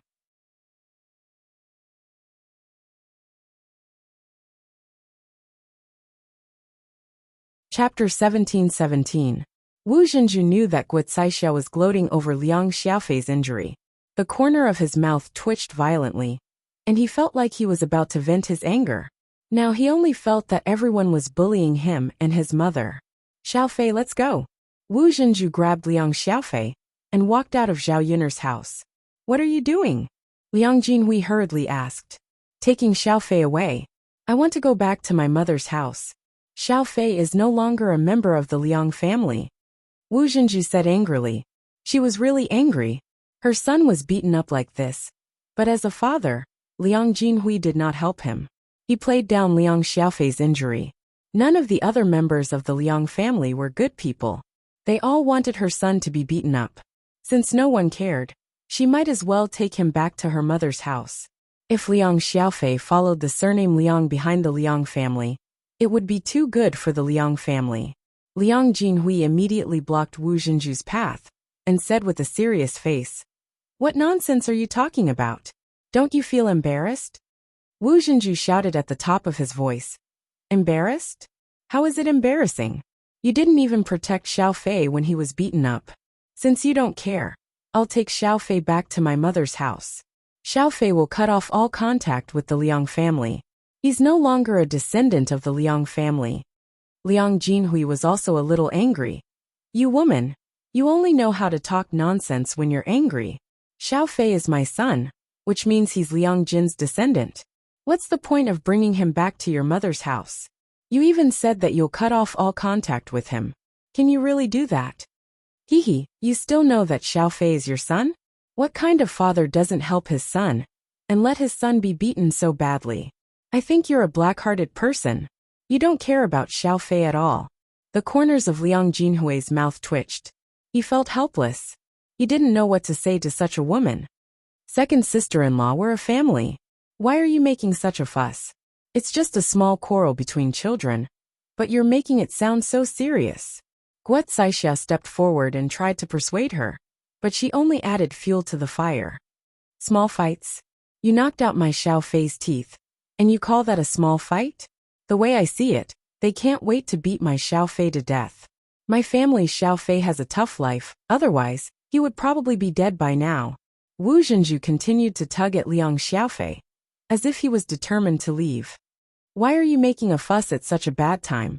Aren't you afraid of being laughed at by others? If you want to leave, you can leave. Leave little Fei behind. Little Fei is my son. He follows me and is surnamed Liang. How can he be taken away by you?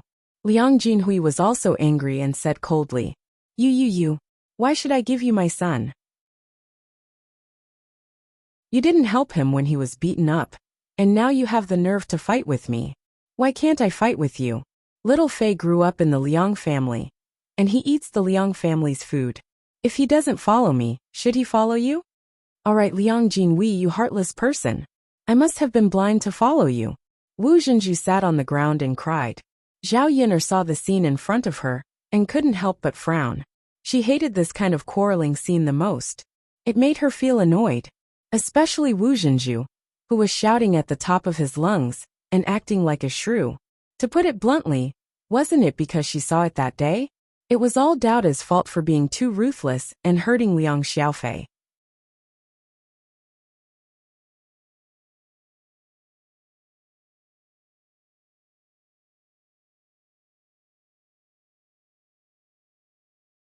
No matter how badly he was beaten, you have to accept your fate.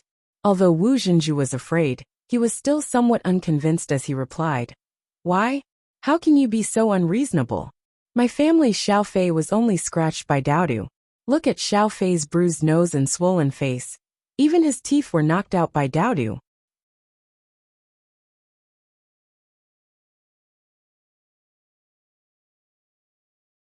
Chapter 1719. Wu Zhenju and the rest of the Liang family were stunned by Zhao Yin'er's words.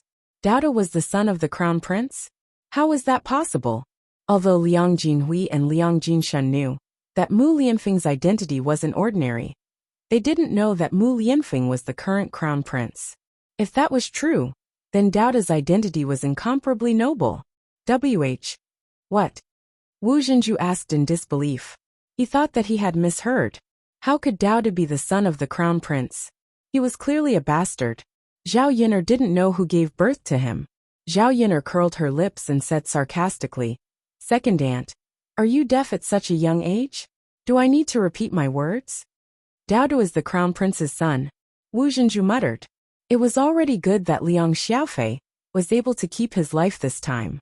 The Zhou country had a rule that the children of nobles couldn't be casually harmed. Otherwise, they would be sued in jail. Doubtu is this crown prince's son. I want to ask, who dares to harm him? Mu Lianfeng's cold voice sounded. His gaze fell on Wu Zhenju's body and became even more terrifying. Father! Doubtu ran in front of Mu Lianfeng and hugged Mu Lianfeng's thigh. Mu Lianfeng picked up Doubtu and held him in his arms. He rubbed Doubtu's body and asked, Where are you hurt? Let father take a look. Doubtu raised his soft little hand and placed it in front of Mu Lianfeng. Then his soft voice sounded in Mu Lianfeng's ear. Father, it hurts here. Mu Lianfeng glanced at Doubtu's little hand.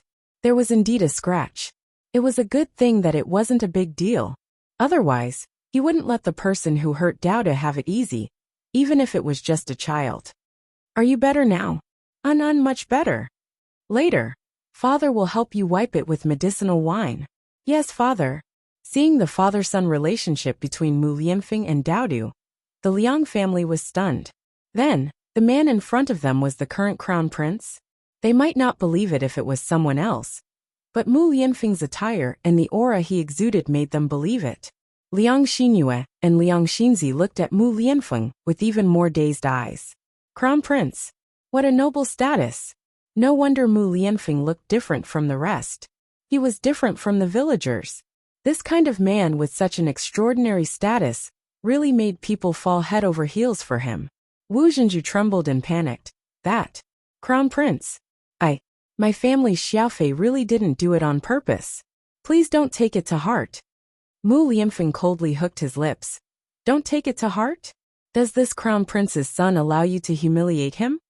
Wu Zhenju was so frightened that he quickly pulled Liang Xiaofei to kneel in front of Mu Lianfeng and shouted, Crown Prince, please be magnanimous and let our family Xiaofei go. It's all this child's fault. It's all his fault. Liang Jinhui also quickly knelt down to plead. That's right, Crown Prince. Xiaofei is still a child. Please forgive him. It's our fault for not teaching him well. You can blame us. Mu Lianfeng didn't say anything. He just hugged Doubtu and casually asked a few unimportant questions. Wu Zhenju and Liang Xiaofei's foreheads were covered with a layer of sweat. They were afraid that Mu Lianfeng would be unhappy and directly send Liang Xiaofei to prison.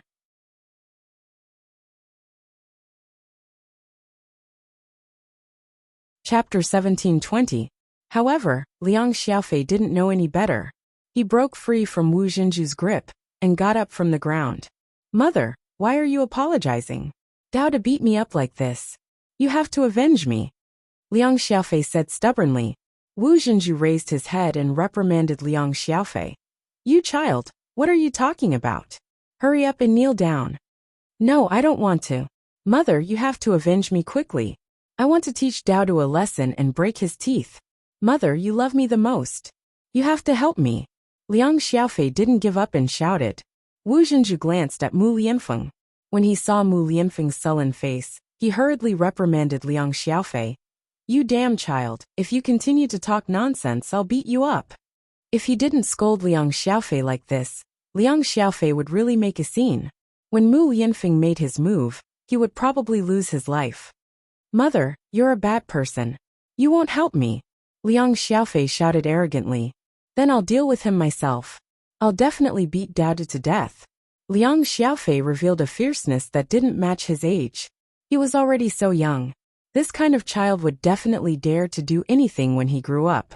In the end, it was because his parents spoiled him too much. They thought that he was the oldest and couldn't bear to be wronged or suffer. After being bullied, he reacted this way. Wu Jinju's heart thumped.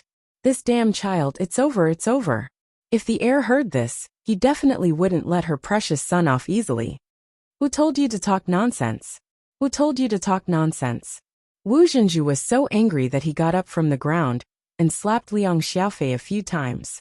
Liang Xiaofei's mouth was suddenly swollen, and he couldn't speak for a while. 2 more teeth fell out of his mouth after Wu Jinju slapped him. Wah wah wah! Liang Xiaofei cried even more miserably. As he cried, saliva dripped from his mouth along with blood. It was a ghastly sight. The Liang family did not dare to step forward for fear of offending Mu Lianfeng. In the eyes of the first branch Liang Xiaofei, this brat was reaping what he sowed.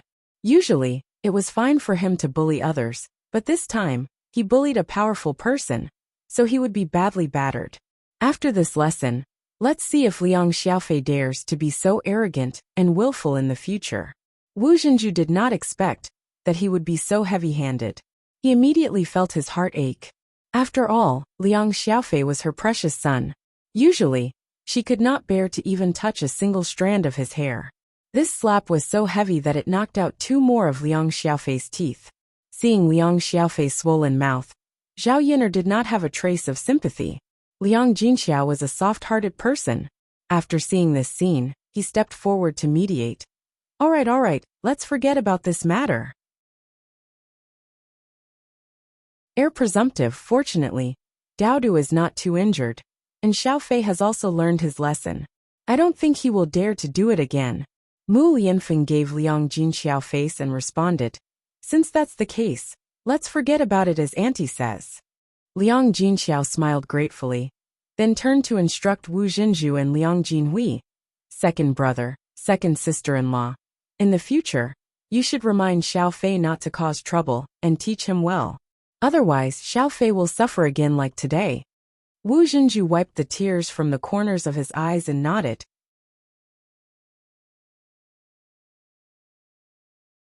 Chapter 1721.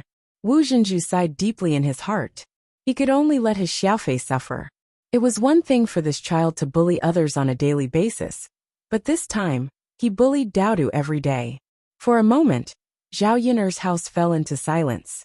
There was no more commotion from before. After learning of Mu Lianfeng's identity, everyone was trembling with fear in front of Mu Lianfeng. None of them dared to speak loudly in front of Mu Lianfeng. Moreover, after experiencing this incident, they knew that Mu Lianfeng was definitely in a bad mood. If they said something wrong and angered Mu Lianfeng, they would all suffer. Liang Xiaofei was originally crying and throwing a tantrum, but this child was sometimes very shrewd and knew how to read people's expressions. In this situation, his parents were trembling with fear and did not dare to breathe loudly. If he made a fuss, wouldn't he be courting death? Second sister-in-law, I'll go get some water. Wipe Xiaofei's mouth. Liang Jinxiao said. Liang Xiaofei's mouth was full of blood, and his neck and clothes were stained with blood. He looked very miserable. Liang Jinxiao sighed in his heart, but he did not sympathize with Liang Xiaofei. Wu Jinju wiped his eyes and responded, Okay, eldest sister, After a while, Liang Jinxiao brought a basin of water from the kitchen. Wu Zhenju was about to help Liang Xiaofei wipe his mouth when Liang Xingyue moved in front of Wu Zhenju attentively and said to Wu Zhenju, "Mother, let me do it. I'll help Xiaofei wipe his mouth. Look at your face. Hurry and wash your face." Wu Zhenju touched his face.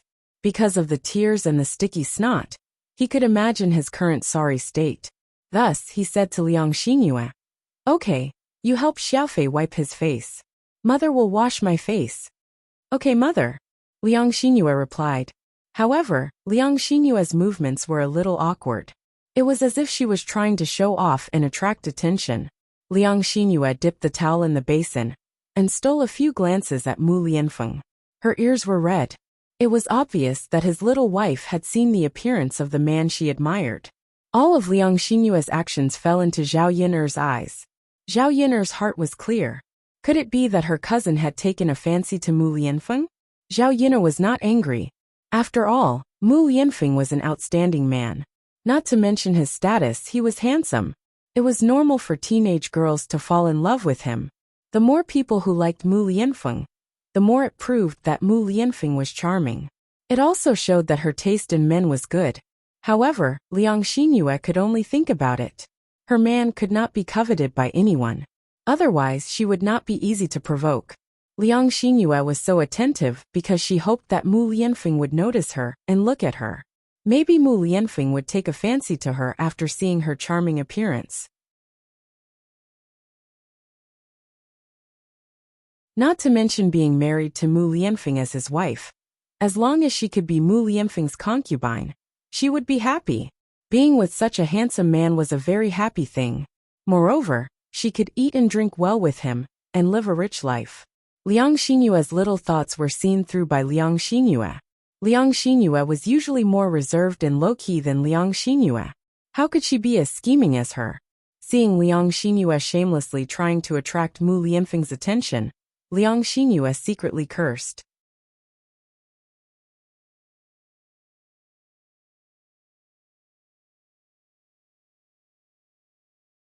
Chapter 1722.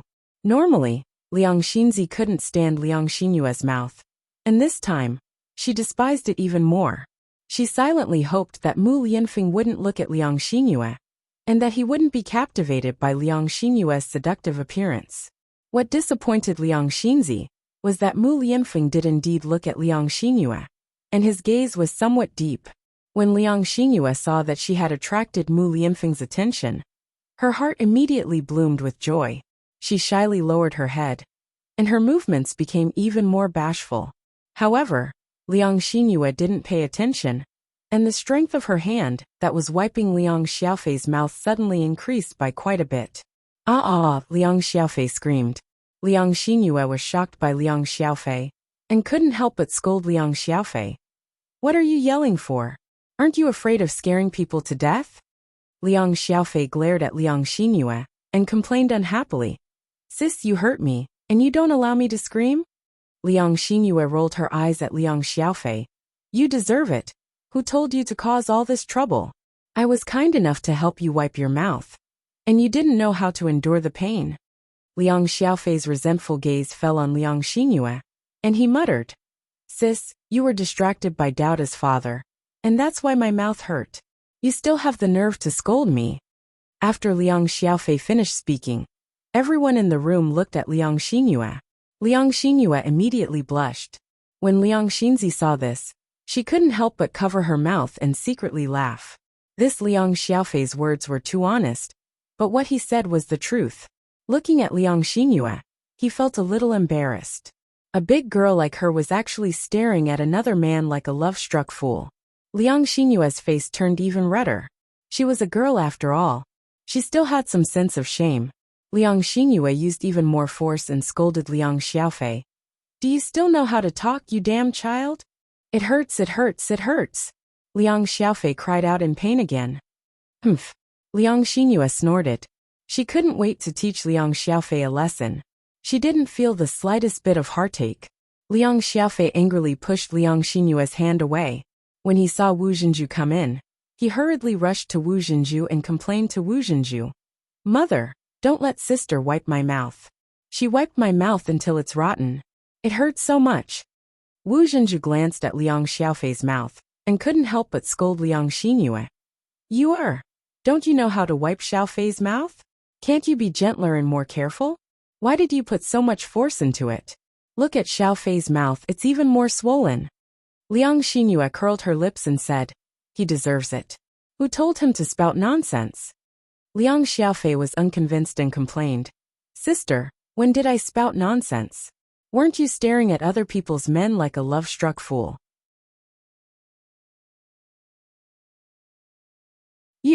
Guocaixia couldn't help but chuckle. She said to Wu Zhenju faintly, second sister-in-law, we all saw this. Xiaofei didn't lie. Yu was indeed staring at the heir apparent. Wu Zhenju's face darkened. He naturally knew what Guocaixia meant. Wasn't she just saying that her daughter was shameless? How could an unmarried girl stare at other men, and even act like a love-struck fool? Liang Xinyue's face also darkened. She glared at Guocaixia.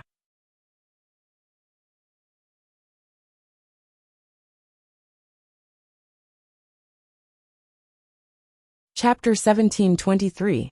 Liang Xinzi snorted softly. That's right. When the time comes, I'll be implicated. People will think that I'm the same as her. I'm not that shameless.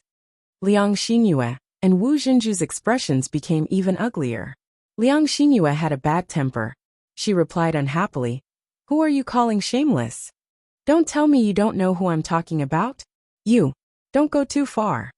Liang Xinyue gritted her teeth. Guocaixia hurriedly protected her daughter and reprimanded Liang Xinyue. Second sister-in-law, look this child Xinyue. I really don't know what to say. It's fine if she stares at the heir, but she doesn't even let others talk about it. Aren't we doing this for her own good? What if the next time she goes out and meets a handsome man staring at her again? Won't she be laughed at to death? Wu Zhenju lost face, but he couldn't refute Guocaixia's words. He could only reprimand Liang Xinyue. Did you hear what your eldest aunt said? You're an unmarried girl. Next time, don't lose your composure and let others see you as a joke. Liang Xinyue gritted her teeth. I know, mother. Zhao Yin'er watched this farce and felt that it was somewhat interesting. It seemed that every household was not so peaceful. Even her uncle's family, who usually felt that it was good to be together as a family, were secretly competing with each other. No one liked the other. Through this matter, she could extract some information. Zhao Yin'er restrained the smile at the corner of her mouth. She pulled Mu Lianfeng and had Mu Lianfeng rest in another room. Her man couldn't be coveted by other women. Looking at Mu Lianfeng's departing figure, Liang Xinyue was a bit disappointed. It was good to see such a handsome man for a while. It was pleasing to the eyes. Liang Xinzi was also a bit disappointed. Like Liang Xinyue, she also hoped that Mu Lianfeng would take a look at her. However, she was more self-aware than Liang Xinyue. How could such an arrogant man like him take a fancy to a woman like her? After Mu Lianfeng left, Guocaixia couldn't help but lean in front of Liang Jinxiao and gossip. Eldest sister, is Daodu really the heir's son? Liang Jinxiao replied, yes, he is. Guocaixia sighed. That is to say that Yin'er was not pregnant with a bastard, but the son of the heir. After Guocaixia finished speaking, she realized that she had let the cat out of the bag and hurriedly explained, eldest sister, I didn't mean anything else.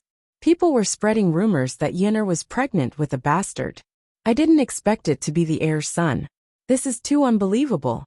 Liang Jinxiao pursed her lips. People misunderstood Yin'er in the past. Fortunately, the heir's son has acknowledged her and cleared Daodu's name. Guocaixia couldn't help but feel envious. If Daodu was the heir's son, wouldn't his eldest sister's family become rich together with him?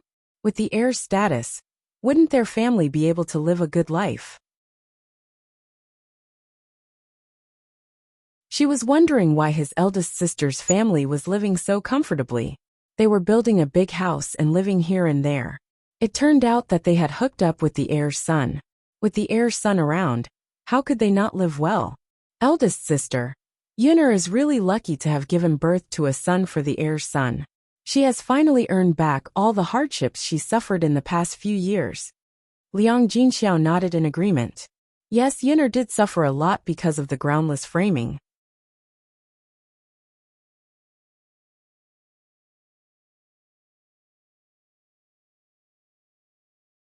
Chapter 1724.